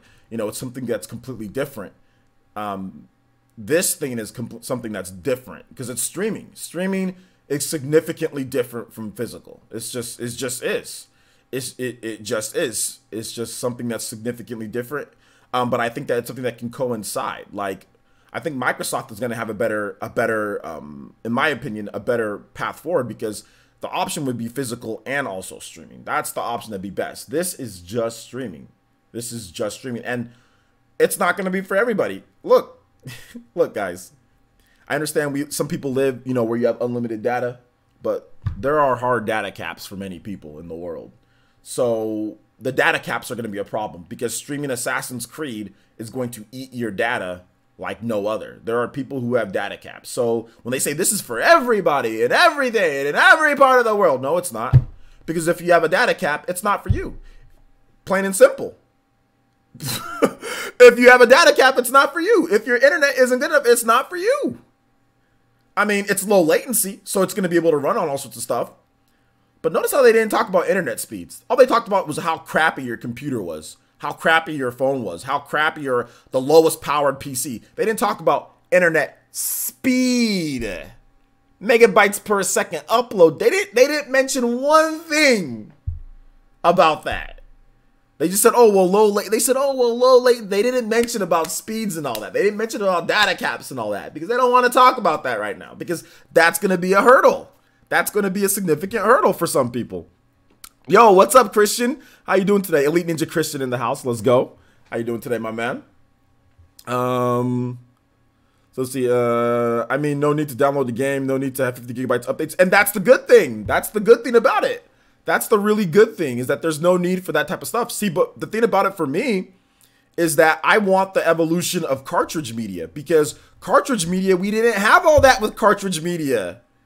That's the thing. So we didn't have the 50 gigabyte installs. We didn't have all that with cartridge media. So that's why I want to see an evolution of that media, because I won't have to rely on mobile data. I won't have to rely on an internet connection when I go somewhere else and I want to play the game. To me, cartridge media and the evolution of that needs to get better and better, because then I can sit there and I can take a game that has everything on it, and yeah, you might need to do a patch or whatever, but you won't have to install the game and take forever. You know what I'm saying? Like, it'll be way faster. The loading times are way better. So I just want to see the evolution of Nintendo go forward with that. You know, and that's my thing, at least. Let's see here. Room says, player essence, my timeline prediction, Google plus Sony versus Microsoft plus Nintendo. Google plus Sony? I don't know about that. The streaming wars? Okay. What did you miss? You missed the whole damn thing, dude. Let's see. Bevan says, I disagree, OJ. The fact that you say it won't flop as a problem, people have strong internet connection. I say it won't flop because Google's too big to let it flop. It's not going to flop because it's so low risk. How is this going to flop? I don't see how this is going to flop. You freaking watching YouTube and it says play now. You click on it and you're playing Assassin's Creed. How is that going to flop? I don't understand how that concept flops. You're watching a trailer. Everybody watches trailers. And then it says play now. You're going to click on the play now button. Stop lying! All of you guys are going to click on that play now button after you. It's not going to flop because developers are going to support this. I don't think it's going to flop. I don't think it's going to flop. Will it be the super crazy successful? No, but is it going to be a damn Ouya? Flopping is Ouya. Flopping is like the Sega Saturn or whatever, Sega 32X. Is it going to flop like flopping is Virtual Boy? Is it gonna flop like those? No, it's not, because there's going to be content creators pushing the hell out of this because Google's gonna pay them. There's going to be developers supporting the hell out of this because they have the full control over their platform, and there's going to be battle royales put onto this because it's going to create more interact. I don't see this flopping. Do I see it being the craziest thing in the world to where it's going to grow bigger than Microsoft and Sony? It has the potential, but no, I don't think so.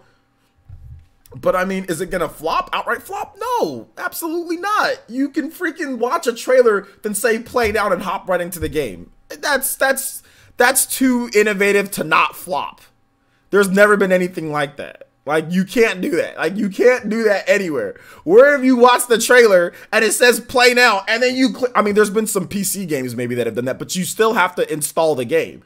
And then you can play right there. That's too innovative to just simply flat out flop. Like Virtual Boy? Nah. That's what a flop is, you know? It's going to make them money. It's going to be a pillar of what they do, and it's low. There's no physical hardware. There's no shipping. One of the highest costs with physical hardware is shipping. Shipping is one of the highest costs to make a box, to package it, to put it together, to process in the plants, to do all this stuff. That is one of the highest costs. With consoles, there's no console.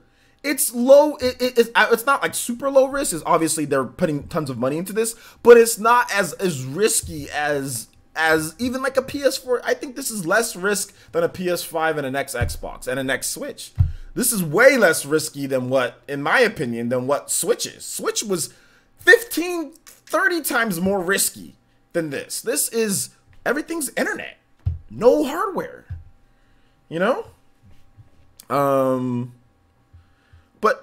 if Nintendo added a play now feature on the Switch trailer, boy, I would click so fast. Well, the thing, yeah, we would click so fast, but there's no way of doing that because you still have to download the game. Although they're streaming though, right? So, I mean, if Nintendo advanced their streaming thing, and this is what I'm talking about, some of the innovative features, I think Microsoft is hella gonna do this. I mean, I think they already have plans to do this. Google just said, oh, we got this first. But I'm pretty sure Microsoft with their xCloud is gonna be able, oh, you can hop right into a game, or you see a trailer, or you see something, you can hop right into it. But Google owns YouTube, so they can integrate YouTube way better than what Microsoft can integrate. So, I mean, I don't know if they're gonna allow Project xCloud trailer. Maybe Microsoft will be able to integrate it into their own YouTube.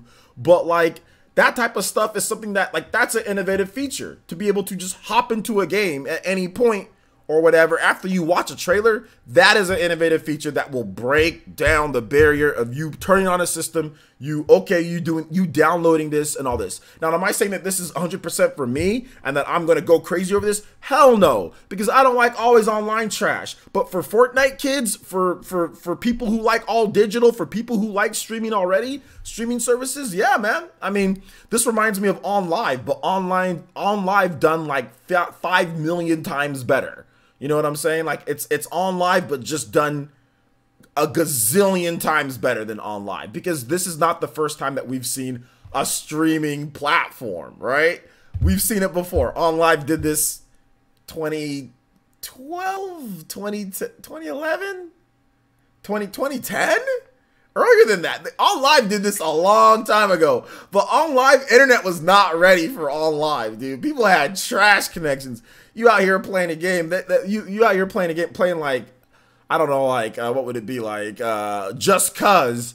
This man's face looked like, this man had he had like a high res gun, but his face was pixelated. Oh my gosh, dude. Let's see here. I don't think Stadia is coming out till much later this year. Well, they said later this year. So, I mean, like, they said we're going to show you more at the summer. So, obviously, it's going to be in the fall of this year. Let's see here. Alex Grab says, yep, eliminates brick and mortar. Yeah. Data caps are going to murder Stadia. You can't do this you can't play this with data caps. You can't. You can't. If you have data caps, you're not playing. Because your parents are going to, first of all, if you have data caps, you're obviously on it, like, you're probably living with your parents, or you're not paying for the bill if you have data caps. You know, if you're a gamer, then you don't got data caps. So if you're in Europe, or if you're in some place and you pick the data cap option, it's because you're not paying for the bill or something like that, because no real gamer is going to put data caps. Otherwise, you're going to be limited in everything that you do. So if you do have data caps, then yeah, this isn't going to work for you, which many gamers have data caps. I mean, many people have data caps, plain and simple. Flopping is Google Cardboard. Flopping is Google Pixel. Google Pixel's doing okay. The phones, Google Pixel, those are doing okay. Google Plus is a flop. Yeah, they tried really hard. Please realize how much they have flopped in the past. Google parent company, ABC needs to fix it. Okay, and I get that, but you're naming all their failures. Are you naming all their successes? I mean, Google's one of the most, what is it? They have like some of the most money in the world, right? Because they have a bunch of things that are successful too, though. So you sitting there and you're naming all the stuff that, oh yeah, they failed. Okay, then you can do the same thing with Nintendo. Oh well, yeah, Wii U was Wii U failed. Oh, Virtual Boy failed. Oh, all this failed. That failed. Nintendo's online thing that they did failed. Oh yeah, so that means Switch is gonna fail, right? That's what everybody was saying. Oh well, Wii U failed, so that means Switch is gonna fail. Oh, Virtual Boy. Oh, they failed there too. Oh yeah, N64. Oh, GameCube. That was a failure. That was a failure. That didn't sell. Oh yeah, Switch is gonna suck. The same thing that you're saying right now is the same thing that people said about the Nintendo Switch when it comes to like, oh yeah, because this and this failed. Not looking at their successes, not looking at the 3DS, not looking at the freaking NES, not looking at all the different portable systems that were successful. You're doing the same thing, dude. Google's had tons of successful business ventures too. Otherwise, they wouldn't be in the position that they're in. So let's not just look at their failures and flops and say, oh, well, this is going to flop because this, and this, and this, and this flopped. That's dumb. They're worth billions of dollars for a reason, my man. So anyway, we're not talking about Nintendo Switch Online. Stop tagging me. We're not talking about that, VC. Stop tagging me if you're going to talk about Nintendo Switch Online. I don't care. We're talking about this Google thing for right now. Wanda Penguin says, I wasn't able to watch the whole thing. Are there any games announced? Yeah, like Doom Eternal, Assassin's Creed. There's some weird demos. I don't know if they're ever going to turn out into games. I'm just telling you it's not going to flop because you're not giving me any definition of flopping. Bevan, you're just sitting there and saying, oh, it can flop. Well, what is your definition of flopping? Please, you're saying that you can't agree. I'm saying that it's not going to flop because it's too big. Like, what is the definition of flopping? What is your definition? For those who are saying it's going to flop, what is the definition? What is the money? Like, there's no hardware. We can't count in hardware. Everyone's going to try this stupid thing out. Like, so what is the definition of flopping? Not making any money? There's going to be a bunch of games on here. Like, what is the definition of flopping? That's what I want to know. Like, what is the definition of flopping? So yeah, let me know what that is. Stadia will be a success because Google mentioned battle royale games with 1,000 players without mentioning internet speeds to lure those gamers who only play battle royale games. Well, they're gonna reach out to the streamers and all that. They got MatPat there, so they're gonna. I mean, MatPat. Oh my God, dude, he just got done bashing Google and YouTube for saying that he's a mid-level creator, content creator. He just got done. Then he was up there shilling for YouTube on stage with this thing.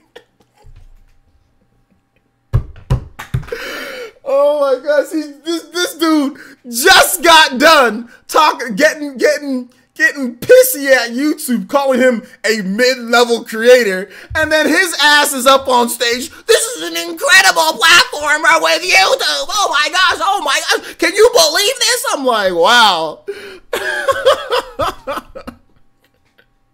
This dude just got done getting pissy for being called a mid-level creator. Boo-hoo, Mr. 11 million. I'm just laughing. No shots at Matt, but you just got done getting pissy at YouTube about that, and then your ass is on stage over here at there. Oh, are you still mid-level, my man? Get the hell out of here, dude. Shout outs to Shizzy Witted with the subscription. Appreciate that, man. Welcome. Also, shout outs to RE23 with the Twitch follow as well. Thank you, man.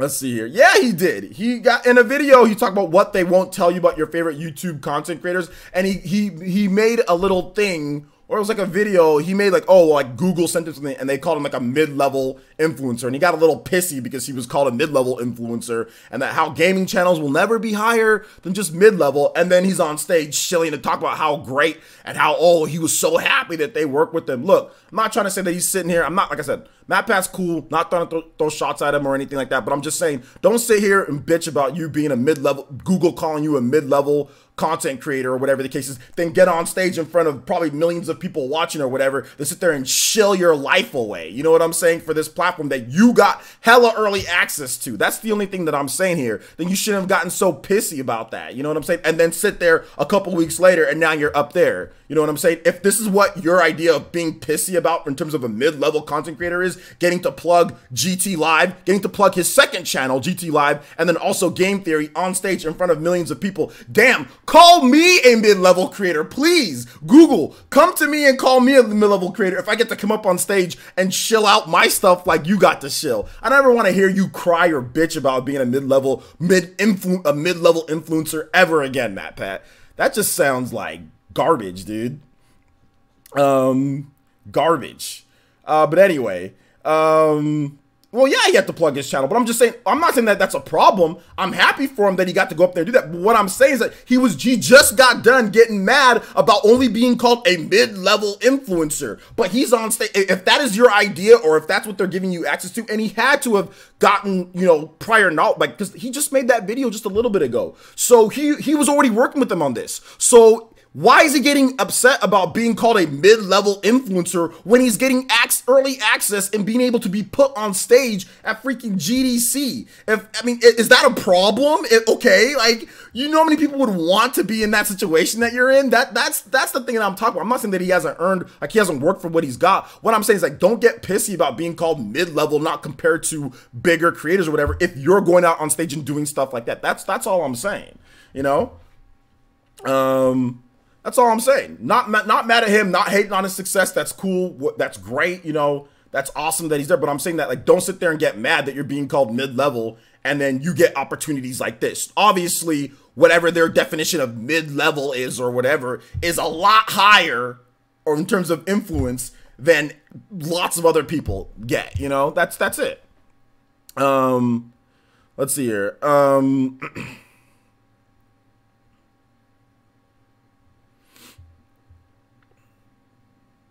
I'm not salty at him. I'm not salty at him. I'm just saying I just found that kind of weird. You know, that's all. Not salty at him at all.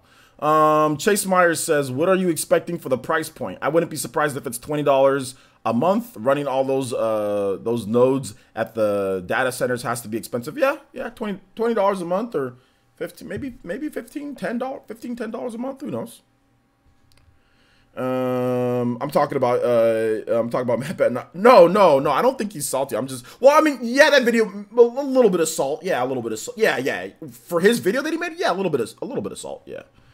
Let's see. Can you really blame the man for wanting to get that money? No, I'm not blaming him for wanting to go. I'm not blaming him for wanting to go on there. I'm saying that he was just complaining about being a mid-level influencer. But if this is what you get when you're mid-level, there should be no complaining, regardless of whatever the case is. Like, I get it. He was trying to make a point, and I understood the point of his video, but you shouldn't be complaining about being only mid-level if these are the opportunities that you get, you know?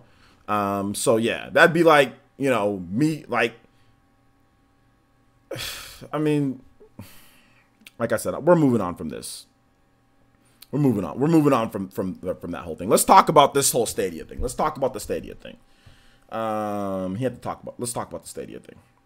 Let's see here. Michael O'Brien says, if this project is a success, it makes Google a monopoly on browsing, streaming, and then gaming, very anti-competitive, and will be very bad for gaming. I don't think so, because we have to see how xCloud is. You're saying that it's a monopoly on streaming. How is it a monopoly when Microsoft has their own service too? Not only that, but EA also has, I think, does EA Origin do streaming, or is it just down? No, I think that's physical download. But Microsoft has their own service. So, I mean, what if Microsoft service is a success too? Then how is that a monopoly? Oh yeah, there's also, wait, this PS Now, is that streaming? Yeah, PS Now is streaming, isn't it? But PS Now is trash. Stadia app for the Switch. It probably could come, but I'm probably not anytime soon.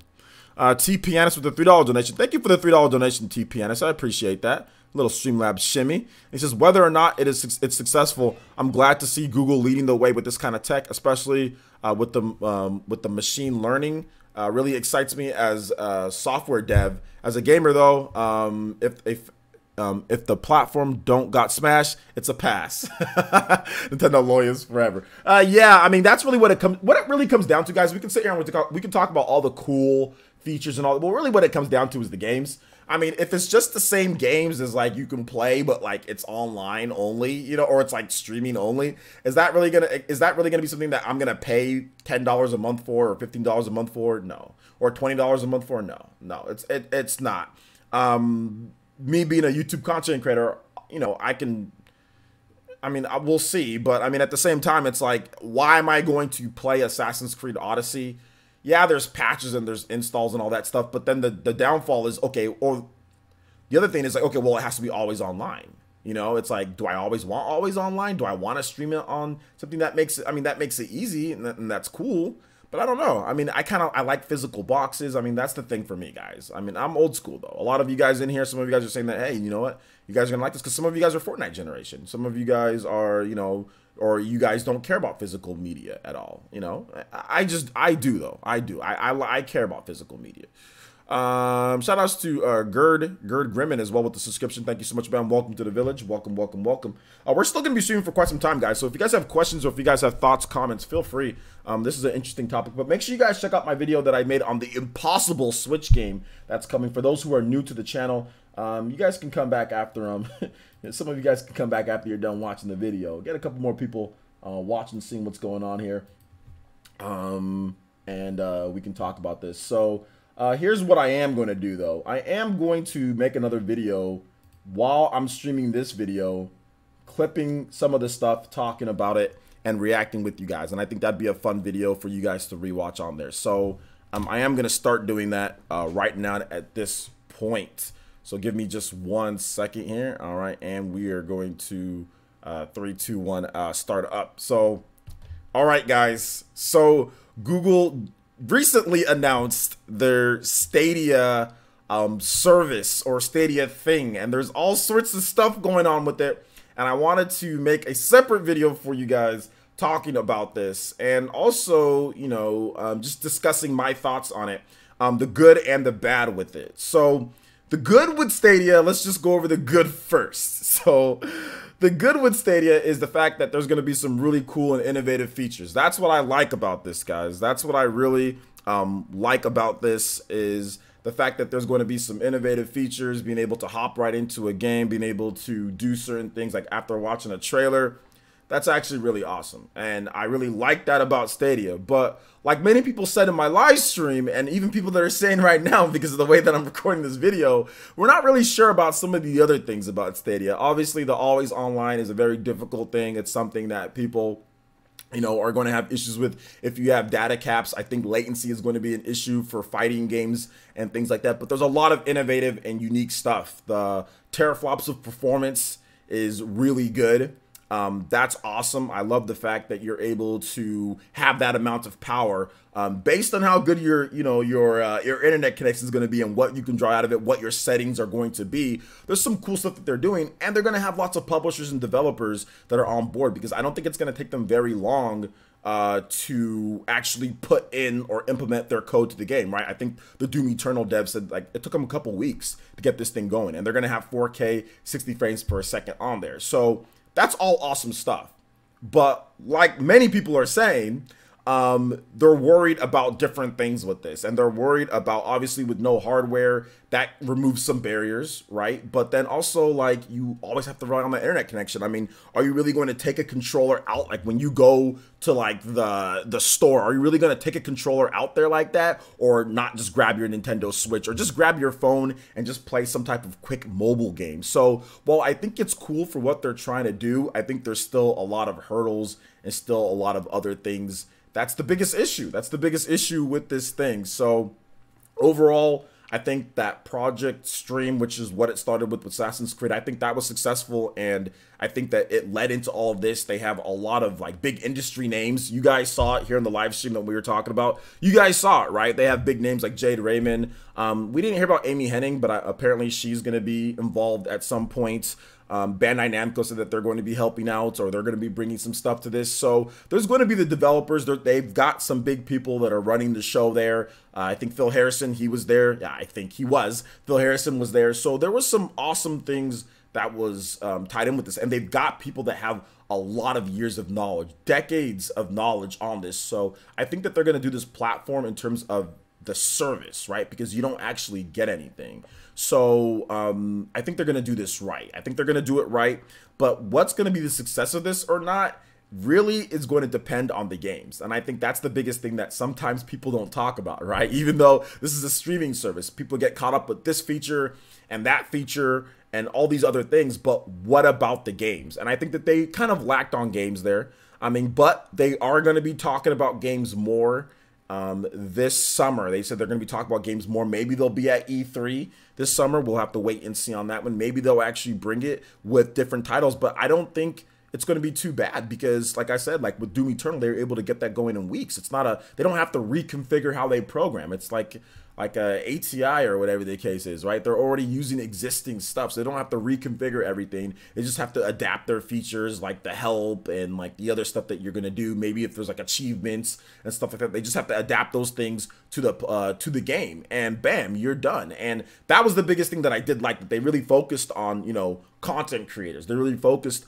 on they focus on content creators. I like that because I'm a content creator, but they also focus on the developers. But that's the double-edged sword with this, right? And I think there was somebody who actually pointed this out, is that this gives literally all the control to the developers when it comes to the game. This gives everything to them when it comes to it. And that can be a problem, like no fan patches, no certain things, preserving certain things. That can be an issue for a lot of gamers out there, especially if they like to, I mean, because we've seen it, right? We've seen it with different PC games and stuff like that.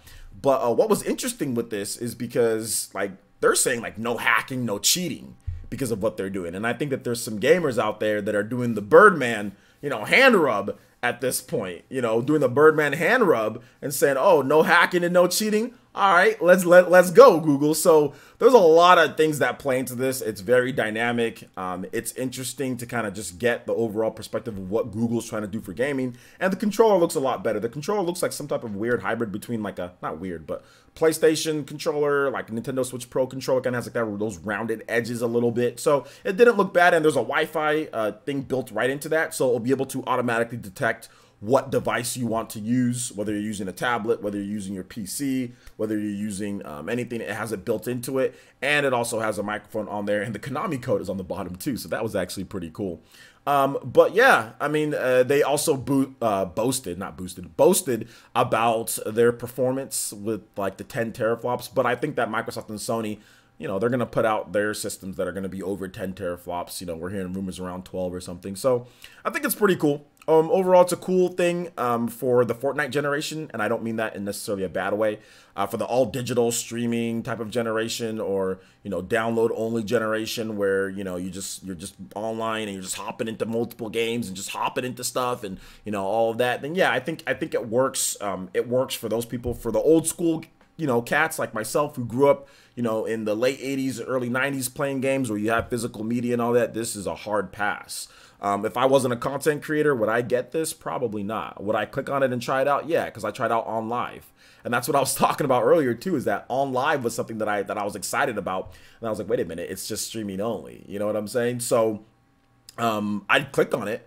But is this going to be something that I sit there and play? No, I still rather go out to the store, and just because it's physical, I like physical games that much. I'll deal with the stupidity of patches and all that different stuff just so I can have my disc, or just so I can have my cartridge, or whatever the case is. I'll deal with that. I'll deal with that for me. But like I said, the Fortnite generation and the kiddos out there that are using or that are playing all these different things and playing Fortnite on cell phones and mobile and streaming and all this stuff, I think they're going to eat some of this stuff up. I think they're going to watch their favorite trailer or their favorite streamer using this, and they're going to be like, well, I want one too, or I want this too. And it's going to be, the barrier for entry is simple. You got a tablet, you've got a phone, you've got your PC, bam, you can get right into it. You watch a trailer, bam, you're right into it, you know? So there you go on that. There you go on that one, guys. So what do you guys think, man? I mean, I know I got some people watching right here considering how I'm doing this video, but what do you guys think? I'd love to hear you guys' thoughts, whether you're in the live stream right now or whether you're on YouTube. Give me your thoughts and everything. We can have a nice discussion. And I will actually go into the YouTube comment section. I'm doing live, but I'll also go into the YouTube comment section, and I'll look through you guys' comments on this one, because I'm generally interested in what you guys have to say on this. So let me know you guys' thoughts in the comment section below. Make sure you check out the links in the description as well. Follow, hit us up on Twitter, all of our social media and everything. And we'll see you guys for the next video. Peace. Okay, done with that. So everything that I did say in that video, guys, I want you guys to give me your thoughts. Like, I actually want you guys' thoughts to like tag me at Player. So I want to hear what you guys have to say on this, because I think this is pretty cool. Also, shout outs to Tim T with the subscription. Thank you so much. Also, shout outs to Nostradamus. Says no Nintendo, no bueno. Thank you for the $2 donation. Also, shout outs to Andy Mine with the $2 donation, and says, here's a little joke from those E3 2016 people. All right, the E3 2016 people. So I mean, let me see. Oh, Z Huge. Okay, I got you. I see what you're doing here. So here we go. We got a little joke. We got a live reaction here. We got a live reaction that we're gonna do here. I think we're gonna do a little live reaction from Andy Mine. Andy Mine wanted me to look at this, so he says, here's a little joke. He says, Daniel Ahmed says, how fast of an internet connection will you need in the US for Google Stadia? Phil Harrison, 599 US megabits per second. So this is basically a little reference to E3 2016 when they announced the price and Phil Harrison was working at Sony at the time. So that's actually pretty funny. Nice little throwback. But shout outs to Andy Mine. Thank you for the $3 donation. I appreciate that. J2 Blue says, I think it's an interesting concept. I think it's an interesting concept, but personally, I'm not gonna buy it right away until I get better internet, until I get a better internet connection. Well, I mean, you won't be buying anything. That's the thing about it. I mean, and I think about it, it's probably gonna be like low latency, so you'll be able to try it. You'll probably be able to try it for free, so you can probably try it for free. You know, it seems like the rumors were based on the Xbox that streams from interesting times. One thing for sure, xCloud has some serious competition. Anyway, I'm off to my Kung Fu. Okay, to Kung Fu. All right, take it easy, Deadlock. Thanks for coming out to the stream. Let's see. Golden Oracle says, "Sir, I'm certainly not getting it. Do you think there'll still be a market for physical media?" Of course, there's still a market for physical media. Let me ask you a question: is Animal Crossing still coming out on physical media? Is Pokemon still coming out on physical media? Is Smash Brothers still coming out on physical media? So yeah, there's going to be a market for physical media, absolutely. But you think? I mean, obviously, Nintendo and all these different companies are looking at what's going on here, and they're definitely, you know, they're definitely looking and seeing what they can do too. So yeah, so they're definitely looking at what they can do, and it's just one of those things. Like I said, I think it's just something. It's kind of something a little bit different, you know, kind of something a little bit different that people can kind of get into, and we'll see what happens. You know, we'll see what happens with it. Let's see. Bald since 16, yo. Oh, hold up. You didn't repeat yourself, but I'll play it. I'll play it again later. You didn't repeat yourself. I kind of. What you mean in the video that I just made while I was streaming this week? I kind of repeated myself, I guess, right? Let's see here. Let's see here. Balton 16 says, "Shout out to us old gamers. Looks interesting, but hard pass. Need my physical copies. Yeah, I need my physical copies. Yeah, yeah. I need my physical copies. Shout outs to Real Gamer."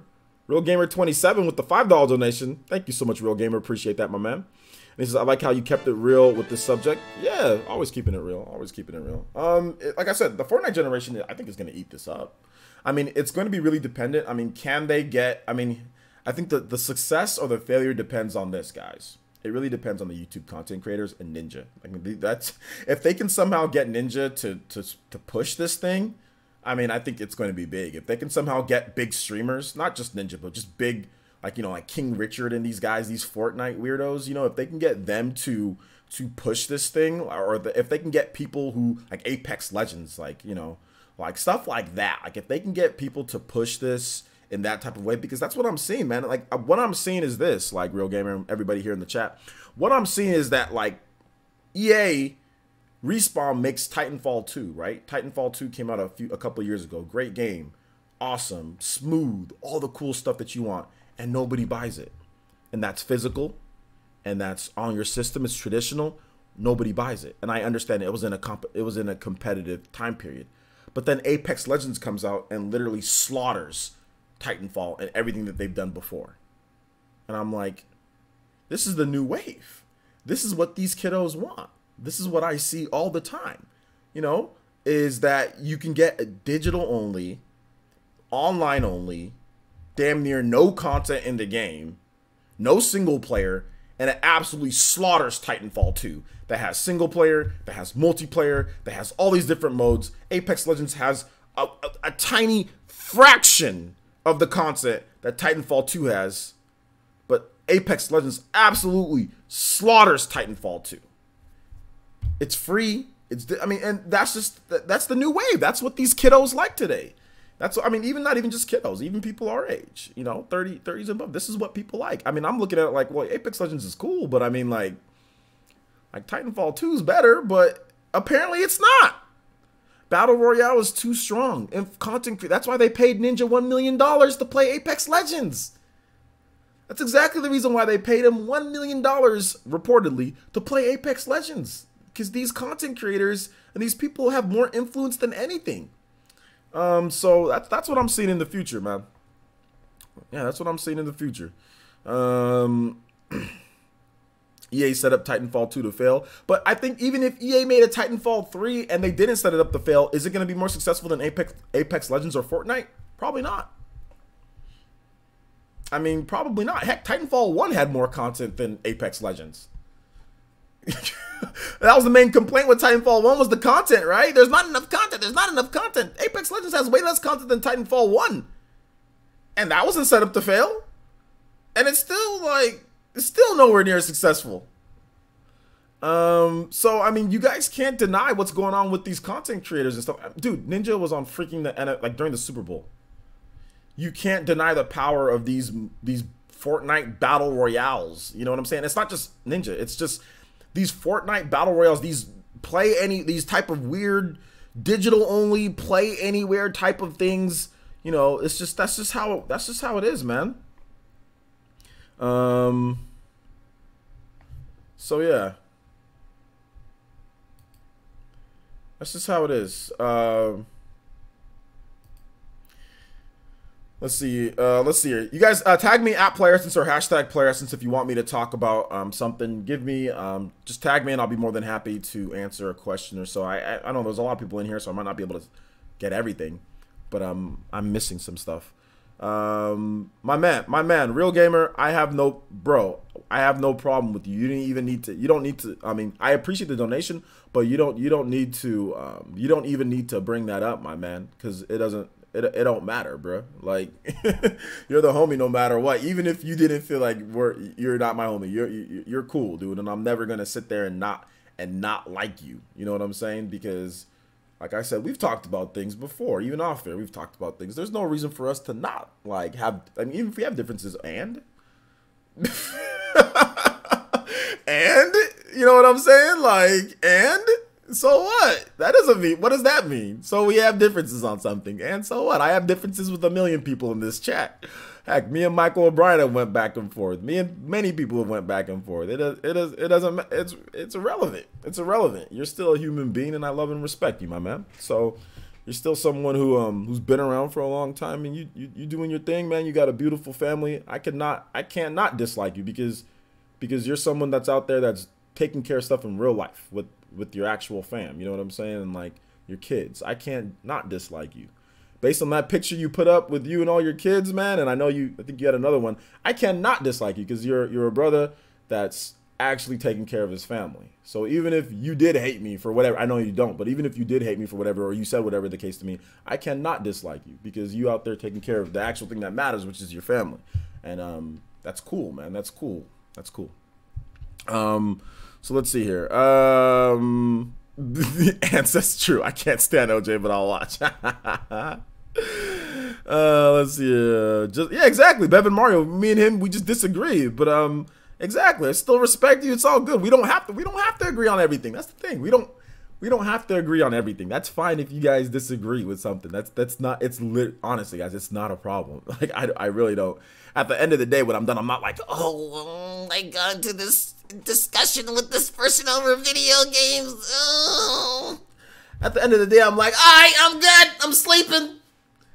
I got the best audience in the base. People came out and watched me because you guys don't understand how hard it is to get more than 100 people to even watch you in the first place. So even if somebody you don't like me or we have disagreement, people don't understand how hard it is to even get people to watch you or follow you in the first place. It's difficult. It took me 7 damn years to even get to a point. You know what I'm saying? To even get to this point. So, I mean, I'm not tripping over somebody that I have a disagreement with. So, yeah, VC and OJ used to have mad debates and stuff. Crit Aster says, hi, OJ. I have one interesting question. Okay. Will the service stream ports of old gaming generations, 6th, 7th, etc., if the developers make it? Yes. Yes, if the developers make it. Absolutely. Wait. See, I don't like you. You out here, you super chat weirdo, dude. Shout outs to Aron. Shout outs to Aron with the $1.99 donation. And he says, wait, people actually like OJ? Weird. People don't like me. People don't like me at all, actually. That's okay. You know, I used to get all pissy when people like didn't like. I used to get mad, and I used to like in my 20s. But I think it clicked. As soon as you turn 30, I think there's something in your brain that clicks and like thinking, wait a minute. Like, hold up, wait a minute. I don't need people to like me like that. All you need is like the people that support or people that watch your content, whatever. Like people that get mad at you, other people that aren't here, that aren't watching the live streams, like who gives a damn about them? You know what I'm saying? Like if they ain't here, then who cares? Like plain and simple. Shout outs to, but thank you, Aaron. I appreciate the $1.99 donation. Also, shout outs to Mr. 11 Brandywine with the subscription as well. Shout out, that's a cool name, man. Brandywine, yo, let's go. Let's see here. Next super chat will say OJ is naked from the waist, from naked from the waist down, bruh. Bruh. Let's see. Players does actually hate. I actually do hate El Chupacabra. When it comes to, I think there was one time that I think I didn't actually get mad at YouTuber, but I felt like I felt like I would get mad. It was when we were playing Mario Kart and you were Waluigi. That legitimately, I had some issues there. I was thinking that I was going to have some issues. You were just like, you were being so damn annoying with Waluigi that night. And I already, or was it Wario? No, Wario's not in Mario Kart, is he? Anyway. But yeah, man, like that actually, I was like legit, like, dude, is this triggering me right now? Like, I had to ask myself in my head, am I actually getting mad about this dude like beating me with Waluigi? Like, I had to think about it for a second. I'm like, no, what are you talking about? It's just a freaking video game. But it actually ran across my mind. Like when we play Smash, it's no problem. Like when we play any other game. But that night, that one night that you were using Waluigi and play and like we were on Discord, I don't know, I almost got triggered for a second. And that's never happened to me with Mario Kart and video games. Like I'll be like, oh, this game sucks. Like I'll just say stuff just for like entertainment. But there was that one time where I thought I was about to say something where it was actually like actual like real salt, and I'm like, and I stopped myself, and I'm like, okay, but hold up here. Am I actually mad? I think I'm actually mad. I need to calm down. Like but not only was he playing annoying, but he was like going after me. Like Chuba was like intentionally like going after me like the whole damn night, dude. He was like intentionally going after me, dude. Oh, but there was that one time though, like I remember like Sweeney would always beat us. I remember one time Sweeney was like all the way on this side and like I had a star and I was like I literally made like a freaking like hard U-turn right into Sweeney. I think somebody else even passed me up. I was just like, bam, and then went right back on track. I was like, I had to do this because Sweeney pissed me off. Yeah, oh yeah, absolutely, VC. I remember those. I haven't forgotten those. They were just talking about that in the chat. Let's see here. Let's see here. Hunter says, what about Mario Party though, players? It gets real in the game. No, I don't really take Mario Party seriously, man, because Mario Party's stupid. So I don't really take it seriously. Like there was like one time where what's it called? Couldn't flip a piece of steak. Party Man couldn't flip a piece of steak, and I was just laughing and ragging on him the whole time because this man could not flip the steak. So there's a lag. You like that steak was nasty, dude. You had to get a new piece of steak. Let's see here. You do hate me in Mario Kart as well. I don't hate you as much because I just know that you're just so much. But you use Peach, you know, and you use cool characters. So yeah, Mario Party is stupid. Oh, that dumb steak. Yeah, man, that piece of steak, dude. That piece of steak. You had issues, bro. You were having issues with that steak. You were having issues. All right, take it easy, Bevan Mario. Sizzling. Y'all remember Stuart Scott? Sizzling bacon action. Sizzling steak. Sizzling steak action. Nathan Wallace with the subscription. Thank you so much, Nathan. Appreciate that. Welcome to the village. Welcome. You have to go to work. Yeah, I have to go to work too. So yeah, man. Shout outs, dude. All right, take it easy, Ann. Thanks for coming out to the stream. Appreciate you being here. Thanks for coming out. It's always good to see you here. Let's see here. That's also why at 30 you stop caring about what people think about you. Absolutely. You should stop caring what people think about you before that. But I mean, like at 30 it clicks. At 30 it clicks. Or when you have a child, it clicks. But even when I had my first child, like I still was in that college, high school mindset. You know, I'm always worrying about what people think. Not at this point, I'm like, yo, you can think what you want. I mean, I'll talk to you about it, like, well, why do you think this way and all that? But I mean, I'm not gonna sit here and get butthurt and make videos and things like that. Like, this person, how dare you? You know, like, how dare you? I'm not gonna do all that garbage, you know, like, so yeah, you dissing on that fine piece of steak in Mario Party? No, we were making fun of the time that Party Man couldn't flip this steak in Mario Party, and we were just laughing at that part because it was funny because he kept on, like, the steak kept on going off of like the pan, like he couldn't sizzle it. You guys still want to talk about this project? We're talking about other stuff. You guys still want to talk about this Project Stream or whatever the hell it is, dude? I think overall, I mean, what were you guys' rates for the for the show. If you guys had to give it a letter score, like what would you guys give it out of like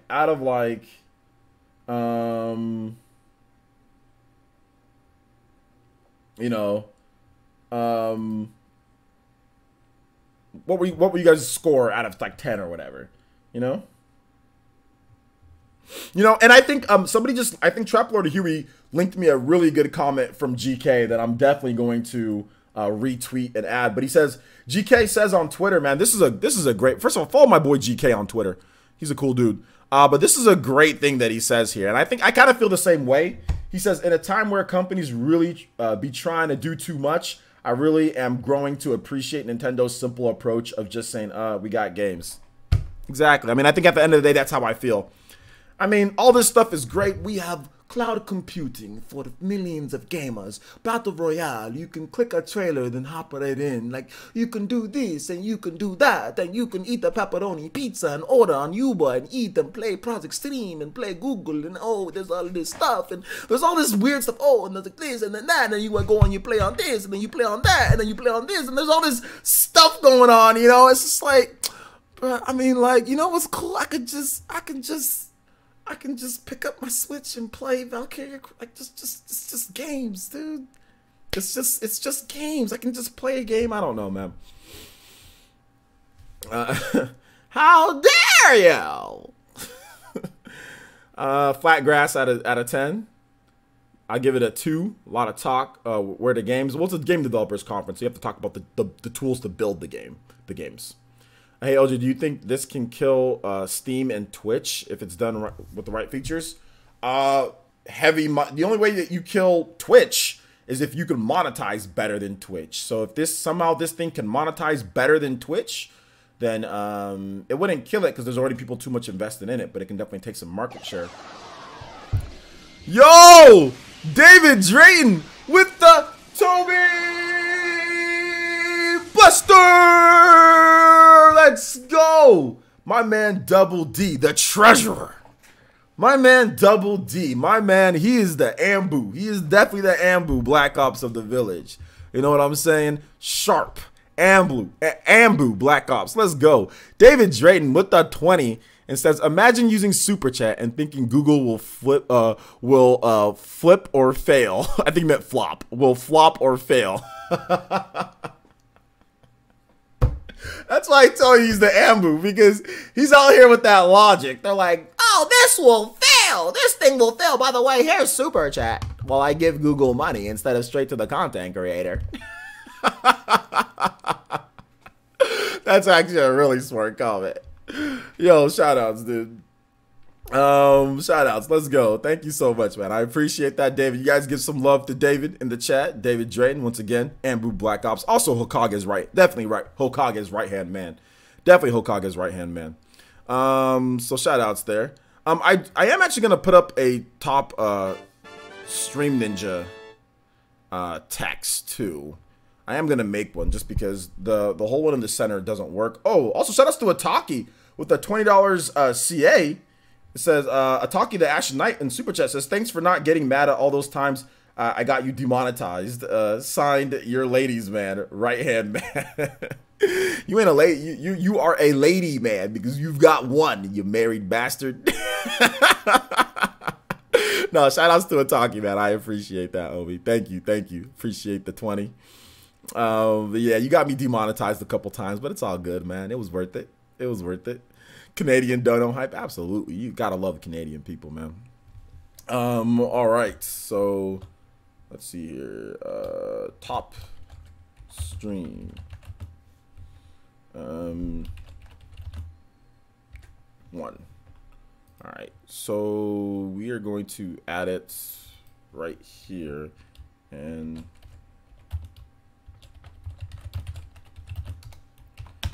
we're gonna go in. I think it's. I don't know if Frank is still here, but it was Frank. He did 60, so I'm gonna put Frank R.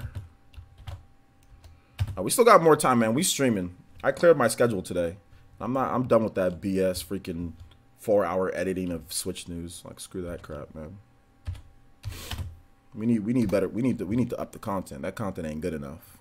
We need to up it. We need better live streams. We need better We need better layouts. We need better quicker to the point. We ain't doing that. We ain't doing that 4-hour editing garbage anymore.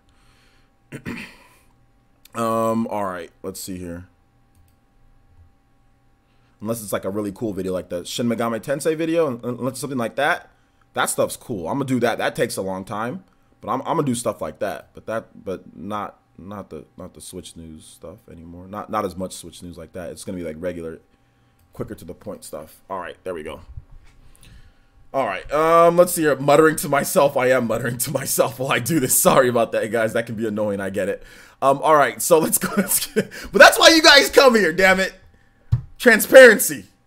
Let's see here. All hail to King Zell. Let's go. Let's see here. All right, take it easy, Keyblade Master Jesse. Thanks for coming out to the stream. Yo! Shout outs to Phil Win with the Toby. Oh no, Odama Rasengan. Let's go. Unique Jutsu activated. Odama Rasengan. Let's go. My man swooping in, not like the Hokage, swooping in with the Odama, the Hokage. You're my son. Never talk to me or my son ever again. My son swooping in, Phil Win with that 25 and says, I hate OJ because he doesn't wear baseball caps in his videos anymore. Yo, it wasn't a dude. Oh yeah, actually, yeah, never mind. I'm stupid. JK, took too long to figure out the donation deal again. Missed the I hate OJ because talk section. Yo, shout outs, dude. Yeah. I mean, yeah, the Streamlabs thing, you just click on the link below. Hopefully one of these days it can be a little bit easier for you guys, but it's not, I don't think it's not too bad, is it? Is it, peeps? It's not too bad. And you get, like I said, cool jutsus activated when you do use Streamlabs, whereas Super Chat is lame. Like, Super Chat lame, bruh. It's lame. You get the same one every time. You just get, I mean, Sheik and Zelda, they're not lame, but, you know. But no, shout outs. Thank you. I appreciate any donation. I appreciate any donation. It doesn't matter. At the end of the day, I appreciate what you guys are doing for me, man. You guys are amazing. Like I said, we're going to up the content, better content. You guys are watching the videos more lately, too, so that's good. You guys are watching. You guys are liking the more focused videos, so I'm here to make content for you guys that you guys like. I spend all day making content. Literally, I spend all day thinking about content and making content, you know? So that's what I'm here for, man. That's what I'm here for. So thank you, Phil. I appreciate that. Guys, give some love to Phil in the chat. Let's see here. Let's keep it going. Exactly. I feel OJ Players needs to mention that in his video that he recorded. What are you talking about? What are you guys talking about? Once the presenter said he's not a gamer and that games like FIFA are leading the gaming industry, reference to how FIFA is microtransaction, yeah, made me cringe. New Stadium was trash. I don't think that's the reason why it makes Stadium trash, because there's games like, he's not the one who built Stadium, dude. Like, like Kimishima isn't a gamer. I don't think Furukawa is really that much of a gamer. Like, I mean, like, most of these big billionaires and millionaires that run these big companies like Google and all that, they're not gamers. You know why? You know why? Because they've said I've got better things to do with my time. To be honest, bro, he's got better things to do with his time than to sit down and play video games. He's the damn CEO of freaking Google. You think he has much time to sit down and play video games all day? Hell nah, he don't. I'm a freaking streamer and I don't have enough time to play video games. You think he's got enough time to play video games? No, he does not. So I don't think him not being a gamer affects anything. You know what he did? He went and hired people that have knowledge on the gaming industry. Jade Raymond, she's a gamer. She plays games. Amy Henning, whenever she's a gamer. She plays games. Phil Harrison, I think he plays games, but he knows about the gaming industry. So, I mean, for him to say that he's not a gamer, it's not like he's running it. Now, here's the thing. If he's running it, then maybe you might be a little concerned, but he's not running it. He's the CEO. He's the one who approves budgets and looks at the strategy and tries to hire and get the right people in place. So just because he's not a gamer, that doesn't mean the thing's going to be trash. Once again, Kimishima wasn't a gamer either. He said that. He's like, I don't even really play games. That doesn't mean he don't know how to run a gaming business. Remember, he's in his position for a reason, guys. I don't think the CEO of Google is a dumb guy. Like, y'all sometimes be having some, y'all don't put the respect on some people's name. Like, just because, I mean, he's being honest. Like, he's like, look, man, I play FIFA and everything, but I got a vision for what I want to do. We think this can be profitable for us, so we're going to do it. And he hired people to get the job done. I mean, there's no need to trash him for not being a gamer. The dude's the CEO of Google. He's got other things to worry about. He ain't worrying about playing video games all day. Let's see here. Andy Mine with a $2 donation and says, I'm calling it now. I know there isn't a console, but whatever. There's going to be a special edition chromed Google Stadia. Also, here's some music, a classic. You know it at this point. All right, let's do it. Let's do it. All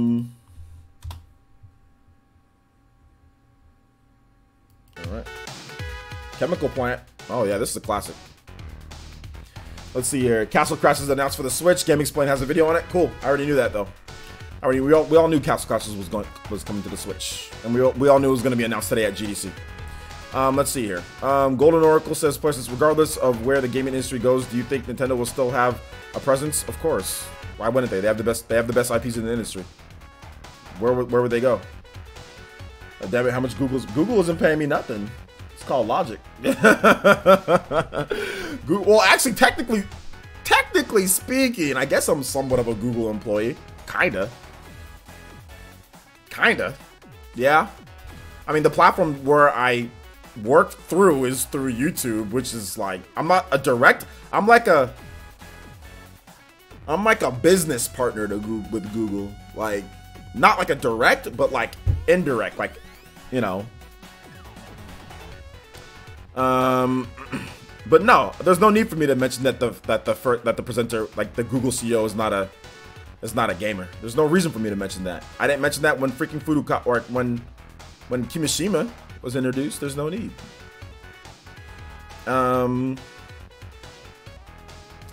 Let's see here. What did I miss? You missed everything, man. You missed everything. Let's see. You're a Google intern? No, interns don't get paid. I get paid. Chibi Vigno says, "Oh yeah, I'll post my question again, since I don't get the you can play whenever you want concept if it's tied to an internet connection." Well, tablets and cell phones can connect to the internet, so that's what they mean by that. They didn't say you can play anywhere that you want without an internet connection. They said you can play anywhere that you want, and they are assuming that you know that it's with the internet connection. Does Microsoft need Nintendo to compete with Google? No.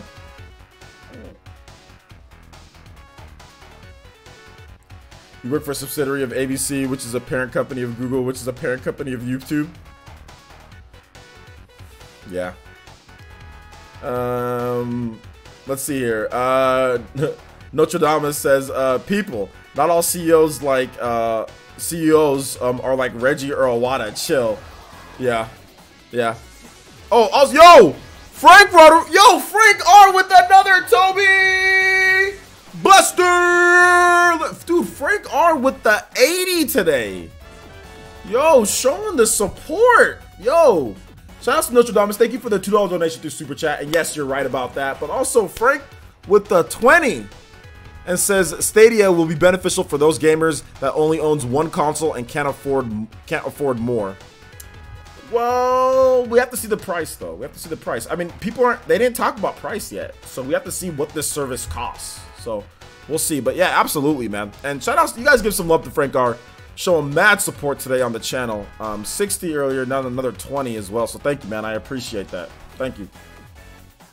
Are people? I mean, people are used to Iwata, yeah, but like, I don't think like.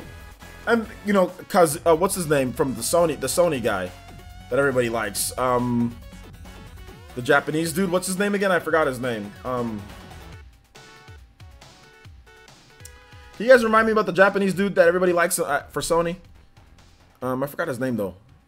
But anyway, yeah, he plays games a lot too. I think like he talked about like he beat Bloodborne, Shuhei Yoshida, yes, Shuhei Yoshida. Everybody, you ain't gonna have a bunch of Shuhei Yoshidas and Satoru Iwatas and Reggies. A lot of CEOs don't play games. You know why a lot of CEOs don't play games? Because they got families, they got things to take care of, and they're at work for 12 hours a day, or 13 hours a day, or 15 hours a day. And then when they go home, they probably get on their laptop and do more things with work. And all they're doing is working. A lot of CEOs, all they do is freaking work.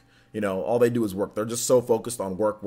They don't have time. Work. They don't have time to sit there and get into Assassin's Creed Odyssey for 100 hours. I mean, like I said, I'm not a CEO. Well, technically I'm, well, no, I'm not, but I am kind of like the CEO of my own, thing here on YouTube. So I guess I am. Never mind, I am, but in a much smaller scale. I don't have as much stuff to worry about as these guys, and it's tough for me to play games all the time. You know what I'm saying? It's tough for me to put as much time and stuff into games, and, I've basically come to the fact of realization in your life, especially after you turn a certain age. And when you have those responsibilities, when you have kids, or when you have that other people users that you have to get content to, when you realize that one video can take 3 to 4 hours to edit, and you've got to get multiple videos up, or you've got to stream for X amount of hours or Y amount of hours, unless you're a streamer, you're not going to have the time to play games like that. But I want to play more games. That's why I said, well, screw editing videos for 4 or 5 hours. I'm going to do more streaming. I'm going to do more hands-on, more gameplay, stuff like that. That's the reason why I said that, because I said I'm tired of sitting there editing videos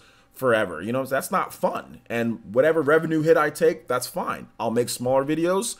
If there's not 2 ads in there, that's fine. I won't have 2 ads in the videos. But you know what? I'm going to keep my sanity, and I'm going to stream more, and maybe I'll get more support. Maybe I won't. But either way, I'm going to go with that. And if it doesn't work, then I've got a degree. I've got my college degree. I've got 3 degrees, to be honest. I've got 3. So I can just go into something else. If it doesn't work, I'll just find a job doing something in the gaming. I can be a community manager. I can do something else. So that's what I said, Basically, that was my path. So yeah, man.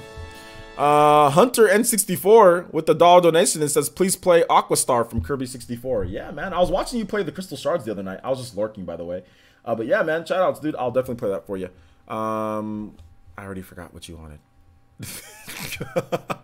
Kirby, right? You're a big Kirby fan, aren't you? I used to be so into Kirby when I was a kid. Not anymore, though. Kirby 64 and Aquastar. There we go. Aquastar. Aquastar. All right.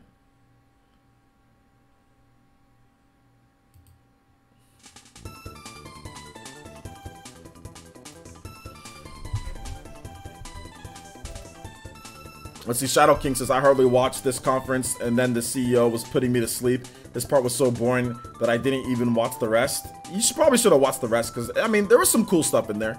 I mean, but yeah, it was a little bit of a boring conference, but that's just kind of how all conferences are, Sometimes they can be boring. Running a huge company is very taxing. It is very taxing.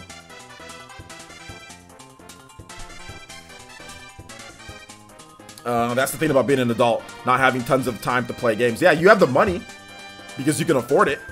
Like, I have the money to buy any game that I want. That's why I often say, like, I often tell you guys, oh, I pay $120 for this thing, because I'm like, okay, well, I can just take it out of my YouTube ad revenue, then I can hopefully just write it off, So, like, you have the money, but the time is where the problem comes into play.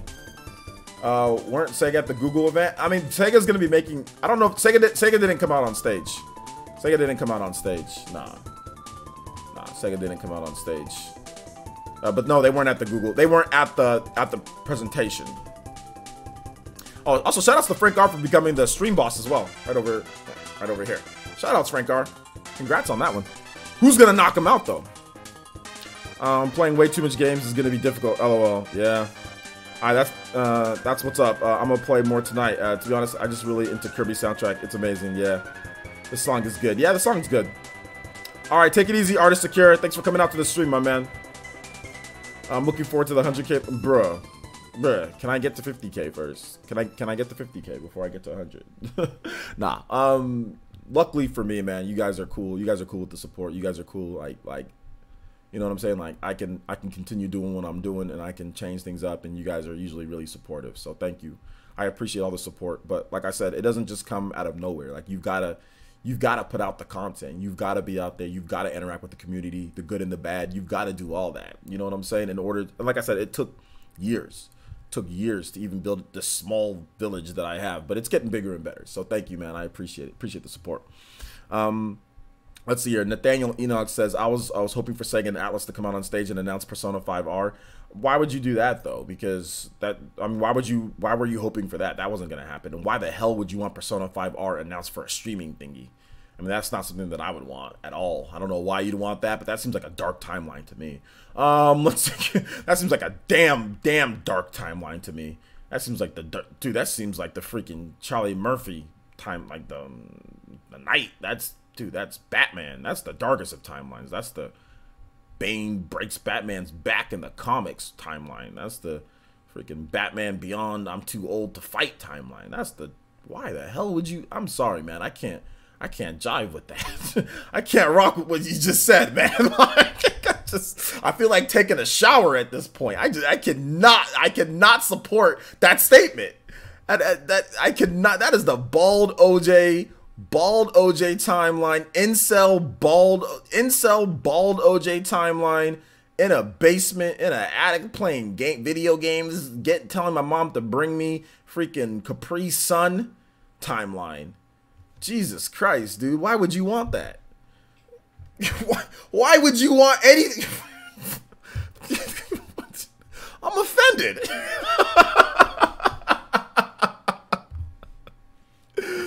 Oh my gosh, dude. Oh my gosh, dude. I might be a little bit of, I am offended that you would want something like that.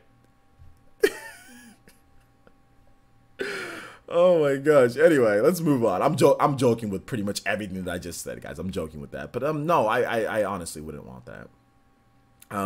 Heat up the Totino's pizza rolls. Yeah, that's the Mom, I'm on my 90th hour of Assassin's Creed Odyssey. Yo, who's this? Fee-Win with the Odama. Huge Rasengan. Let's go. Naruto, the Hokage, sweeping in with the Odama Rasengan. Who is this? Show him the support. Player offense. Nah. Let's see here. Shout outs to Fee-Win. Okay, gotcha. Oh, I know who this is. What's up, man? Good to see you here. I remember you. Yo, and he says, changing my name to Fee-Win because dopes like OJ can't pronounce my name. This man out here disrespecting me and blessing me at the same time. Or changing my nickname to be easier to pronounce. I live in a decently sized city, but my internet speed was not fast enough to get me into an instance of Project Stream's AC Origins. Felt bad having access but not being able to use it. Yeah, unfortunately, that's the unfortunate part, Fee-Win, with these streaming type of deals, dude. Like that's the unfortunate thing, is that not everybody's going to be able to do it because the speed and the quality isn't going to be good. So I think what this is definitely future proof. You know, this is something that is going to be for the future for people who have really good internet connection, which is interesting that they're not launching in Japan, because Japan has super good internet connections, and they'd probably be able to rock this stuff way better than what we could here in the US for most people. But I mean, Japan has like super high speed, like Wi-Fi. Like when you out there using Wi-Fi, bruh, it's 1080p streaming, you know? So yeah, that's the bad part. But I mean, yeah, I feel you, man. I mean, this is not necessarily, like I said, this isn't going to be for everybody. Even though they're trying to make it seem like it's for everybody, they're making it seem like it's for everybody because you don't need a console to play it, you know? So there's no actual hardware. But I mean, like, it's one of those things to where you're still going to have, like I said, you're still going to have your Switch. You're still going to have your physical media. And like I said, and like what GK was saying, in this time when everyone's talking about this and play and YouTubers and Matt Pats and theories and jump scares and, oh, you can get jump scared. Oh, you can hop right into the game. All this crazy stuff that's going on. It's just cool. I mean, I'm like, man, when's Fire Emblem? I'm like, man, like when's Fire Emblem? You know, like, when's Marvel? Like, when's Fire Emblem? You know what I'm saying? Like, when's Fire Emblem? That's what I'm saying. And all this stuff that's going on, all this Google stuff made me do is make me appreciate more, just like what GK said. And like, Fee-Win, like what you're saying, kind of like here, you know, like you can't do the streaming for that. It makes me just appreciate, like, I'm like, can I just play Fire Emblem? I'm not trying to sit here and do all these fandangled things. Like, I'm just, when's Fire Emblem? You know what I'm saying? So that's my thought process on this. So yeah. Changing my name so I can put some respect on it. Yeah, man. I butchered his name last time. So shout outs to Fee-Win, man. I appreciate the 25. 2 Odamas. We had 2 Odamas in a row, pretty much. Thank you for the support today, man. Y'all nuts, man. Y'all nuts. But you know, y'all know I'm working hard, man. And you guys know I'm working hard for you guys. So thank you, man. I appreciate that. The streaming type of thing, though, I'm telling you, man. I'm telling you, this streaming type of thing, with this whole Google stuff and all that, I think that it's definitely one of those things to where, like I said, the Fortnite generation. If you weren't here earlier for me talking, the Fortnite generation, I think is going to eat some of this up, man. So yeah, man. Let's see here. Will I be able to program my VCR with Stadia? Probably not. Let's see here. Jay Davey. Yo, what's up, Jay Davey? Elite Ninja Jay Davey in the house. What's good, man? He says, do you think Japanese developers like Square will support it with games like Final Fantasy? Yeah, I think eventually, yeah, they will. I think eventually this will have all third-party support. The reason why I think this will have all third-party support, because one, you don't need to it doesn't take very long to like, you can put your game out on this and you can get maybe instant revenue. You know what I'm saying? So you can put it out there and you can get like instant revenue like right away. New York essence. When's Marvel? When's Marvel? You can get instant revenue on this and it's going to be easy. That's the reason why I think this thing will get all third-party support. Developers want this. Oh, streaming? Okay. We can charge full price? Okay. Like developers are like Homer Simpson. Developers are Homer Simpson right now. They know, because they know that Google has the track record. They see green. They see, oh, Google, they see billions in revenue. Okay. Developers aren't looking like you guys are looking at it like, Oh, well, I need my physical media. I need my physical media. You know what I'm saying? Like, developers aren't doing that. Developers are like, man, we trying to get this paper, and look, physical media cost us more money to make. I mean, we ain't getting as much. Like, publishers and developers, they ain't looking at it like that. Obviously, we looking at it differently, but they're looking at like, yo, this is streaming only. Okay, we can just provide this. We put some support. We get X amount. We get this bag of money. Okay, we down. This is the same reason why people are flocking over to Epic Game Store. You know, a couple different things, but they flocking over to it. You're going to give us this money? We're good. You know? This is scary as AF. Thanks for being the last bastion of OG gamers. I'm going to be an OG gamer till kaput.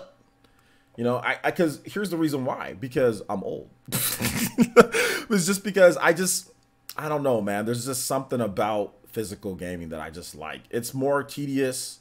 Digital gaming's easier. And I still take advantage of the digital gaming. But there's something about, like, even like with games like, let's say, like Super Smash. And I'll get the donation in just a bit.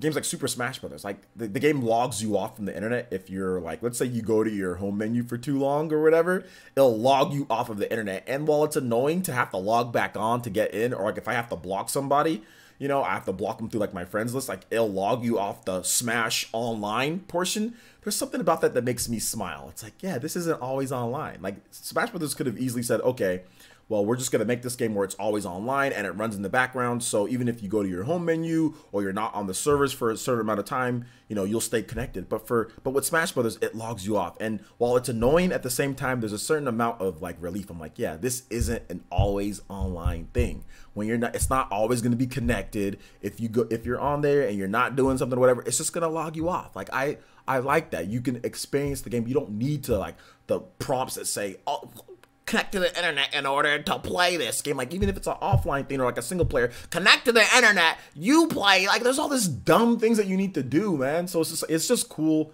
to have a company and to, you know, just because like I said, I grew up in the early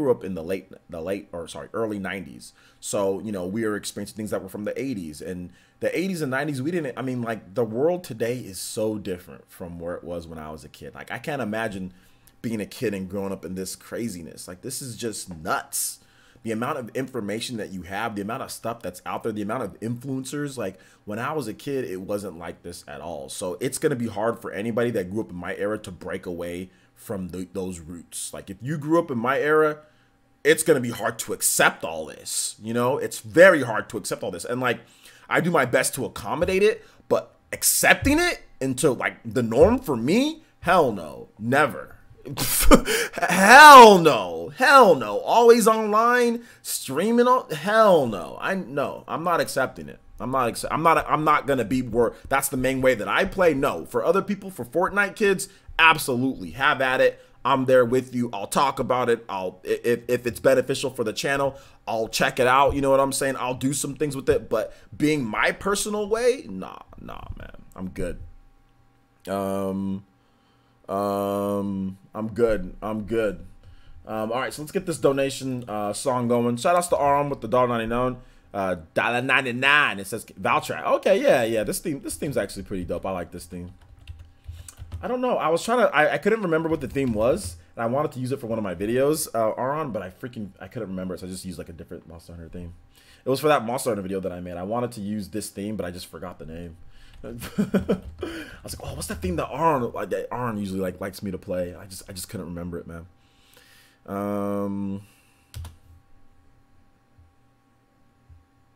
Just could not remember it. All right, here we go.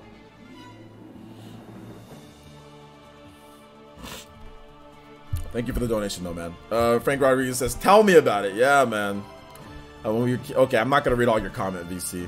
Let's see here. Will they still charge $60 for a game? It's very possible. Yeah, it's possible. Chances are that it might be a service though, so they'll get residuals from the game. So they'll get like let's say the person buys the game on the service, or let's just say that they just get money from just putting their game on the service. You just get like a based on how many people play your game. So based on how often your game gets played, you get like revenue from that. So it could like we have no idea about the business structure behind it. But since it's Google, I'm guessing it's some type of crazy good business structure for the developers. How long have I been live now? You can look right below you. Look right below the player. You can see how long I've been live. Over 3 hours though. Let's see here. My backlog can last me till I'm old, so I'm good. I'm glad digital gaming on the Switch can last forever when it's not a game based on internet connectivity. That's true, but Nintendo can take away any digital game that you have at any point. I hope you know that. Keep that. It's in the really tiny print. Nintendo feels like taking away a digital game from you. They can. They can do it, but only when you're connected to the internet. But only when you're connected to the internet. So if you don't connect to the internet, they can't take away your game. So yeah, they would need the internet to take away your game. But if you never connected to the internet, then yeah, your game can never be taken away once it's solid on there on that hard drive. But yeah, I see what you're saying though. I go wherever Nintendo goes. If they go digital one day, well, I'm going digital as well. Until then, Alexa, play hell.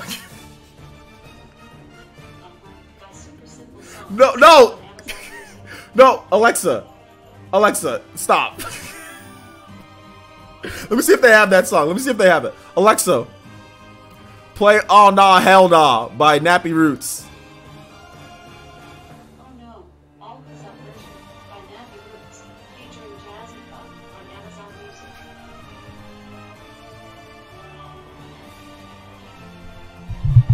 Hold on, we can get a little bit. Hold up. Oh, hell no, man. Y'all done up and done it. Hell no, man. Y'all done up and done it. Oh, no. Hell no, man. Y'all done up and done it. Y'all done up and done it, man. Y'all done up and done it.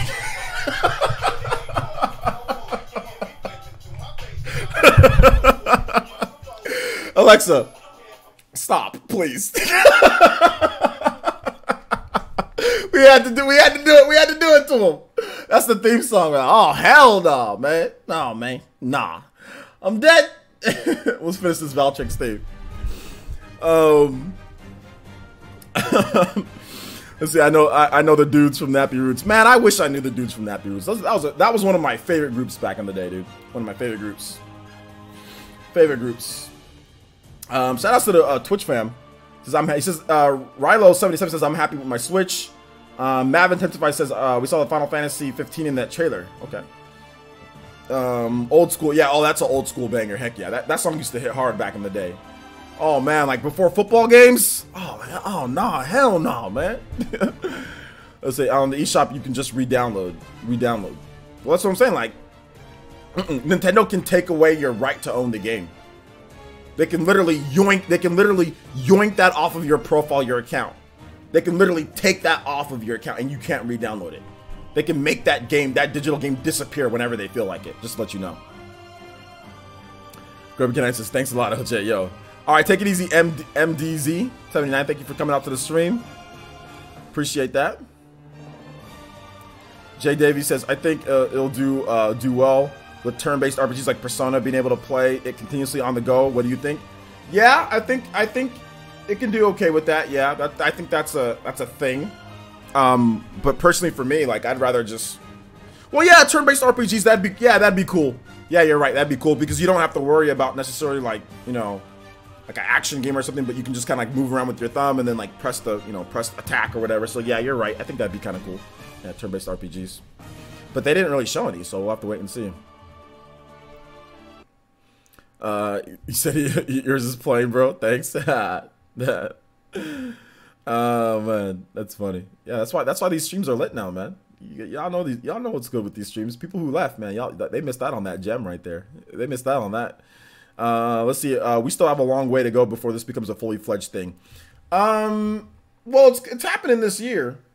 So I mean, I don't know if we have a. I mean, what do you mean by okay? What do you mean? I see what you're saying. Like I get the gist of what you're saying, but what do you mean in general? Like for full disclosure, what do you mean? Shadow King says, I'm in the same thought process as you. If the industry goes digital/online only, I'm done. I'll just play all the games I already have. Yeah, I mean, it depends if I'm still doing YouTube, obviously I have to, you know, I have to adapt with the times, which this channel's adapted with the times multiple times, you know? So I'll just do that. But in terms of like my own personal feelings and what I do personally, I'm always gonna be, I got enough games. Like I got enough, like there's gonna be enough Switch games, there's enough Xbox 360 games, there's enough games. Like I'll go back, I'll start collecting old school, like I'll start playing more like N64 and games that I missed on there. I hate the N64, but I'll go back and play more games from that era. I'll go back and play more PS1. Like I'll go back, I got so many like backlogged games. I've got so many PS2 games that I gotta play and beat. Like I've been buying PS2 games, like cheap PS2 games. I've been going to the swap meet, man. Bro, you can get PS2 games. Hell, like I've been getting packs of PS2 games for super cheap. Like I bought just a bunch of, like, I bought Dark Cloud. I bought Dark Cloud 1 and Dark Cloud 2 and 1, whatever. And I bought Dragon Quest, what was it? Dragon Quest 8. I bought all those for $3 at a swap meet. And they all worked. They all worked just fine. They're all perfect. Work perfectly fine in my PS3. $3. They're just there, just sitting there. I'm like, the case was kind of dented up and like there was a couple scratches on the back of the games, but they worked. They worked just fine. I'm like, so I've been going to swap meets and buying like retro stuff lately. You know, that's what I've been doing. I've been heading out, doing a couple different things. I've been into collecting. I don't know why, man. There's just something about collecting that's cool. Something about collecting that I like. I get like a, when I see a game that's like rare, or when I see like a system, or when I when I see something like a game and it's like cheap, I'm like, I think I want that on my shelf. I think I want that. Like, I don't know. It's weird. I don't know if anybody else does the same thing as me, but I get excited about collecting games for some reason. I don't know. It's become a thing with me. It never was a thing like that. Before it was always, oh, we'll play the game. But now it's just become exciting to just collect a game. I don't know. Could Nintendo still have a strong 2019 even with Stadia launching this year? What the hell does Stadia have to do with Nintendo launching their games? Do you know the lineup for Nintendo's games? I've made multiple videos on what Nintendo's coming out. So what does Stadia have to do with Fire Emblem, Astral Chain, Super Mario Maker, Pokemon, and all these? Like, why does that affect anything? I don't get that question. VC says, all I know is that Nintendo Indie Showcase tomorrow is going to be better than the GDC that happened today. I don't know if everybody thinks that, but yeah. Some games just look sexy on the shelf. They do. Absolutely. He said, true, never mind. Oh, I didn't know if that was a serious question or not. I don't understand what Stadia has to do with Fire Emblem coming out. Like, or like with Super Mario Maker. Is like Stadia gonna affect Super Mario Maker? I don't think so. Like, does Stadia have Super Mario Maker? Or does Stadia have Pokemon? No. So I didn't understand what your question was or what you're trying to ask. I'm not trying to make you feel bad or nothing, though, homie. You good? All right, let's keep it coming, guys. Keep it coming. I'm very picky or limited with my physical stuff. Okay. Yeah, I can understand that. I can understand why. Shout out to the people still watching, though. Let's go. All right, guys. We're going to go ahead and wrap it up here. We're going to wrap it up. It's been 3 hours that we've been streaming. We'll be back later tonight with more on this whole thing. We'll be back later tonight. So here's what I need you guys to do. I need you guys to make sure you follow me on Twitter. We need to get them Twitter follows up. So make sure you follow me on Twitter. Also, yeah, I'm gonna stream more. Oh yeah, absolutely, absolutely. I'm gonna stream more later. I'm a streamer now, guys. I'm a streamer. I'm gonna do another video though. But if you guys want a video, I did a video this morning about an impossible Switch game. That's coming. But I'm more of a streamer now because YouTube's stupid, and I stream on YouTube. All right. So yeah, make sure you guys follow me on Twitch too. Shout outs to the is it Lime? I don't know how to say your name. Dr. Lime? Hime? Shout outs, man. Thank you so much. I appreciate that. Make sure you guys follow me on Twitch as well. Yeah, you guys watch this video. Watch this video that I made on the Switch. Some impossible game coming over. Make sure you guys check that out. PE podcast is always Thursday nights, homie. Thursday nights is the PE podcast. Yeah, we're gonna be streaming more later. What's today? Today's Tuesday. We're gonna be streaming later more tonight. Probably like around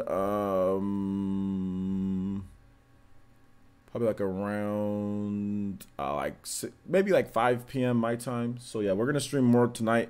We're gonna have I'm gonna edit that video that I just made, and I'm gonna upload it for the people who didn't watch live or who don't like to watch live content. So that video where I talked about the whole Google thingy or whatever, Google Stadia, I'm gonna upload that video so you guys can check it out there, so you guys can see that. So yeah, that'll be that. All right, guys, thank you so much for watching. I do appreciate it. Make sure you follow me on Twitter. Check out my video that I did this morning. Also, check out my video yesterday too. Super Smash Brothers video. Hold up here, guys. Super Smash Bros. DLC. Super Smash Brothers DLC video. Make sure you guys check out that. And also, if you're interested in Shin Megami Tensei, we did do a video on Shin Megami Tensei recently. So we did do a Shin Megami Tensei 5.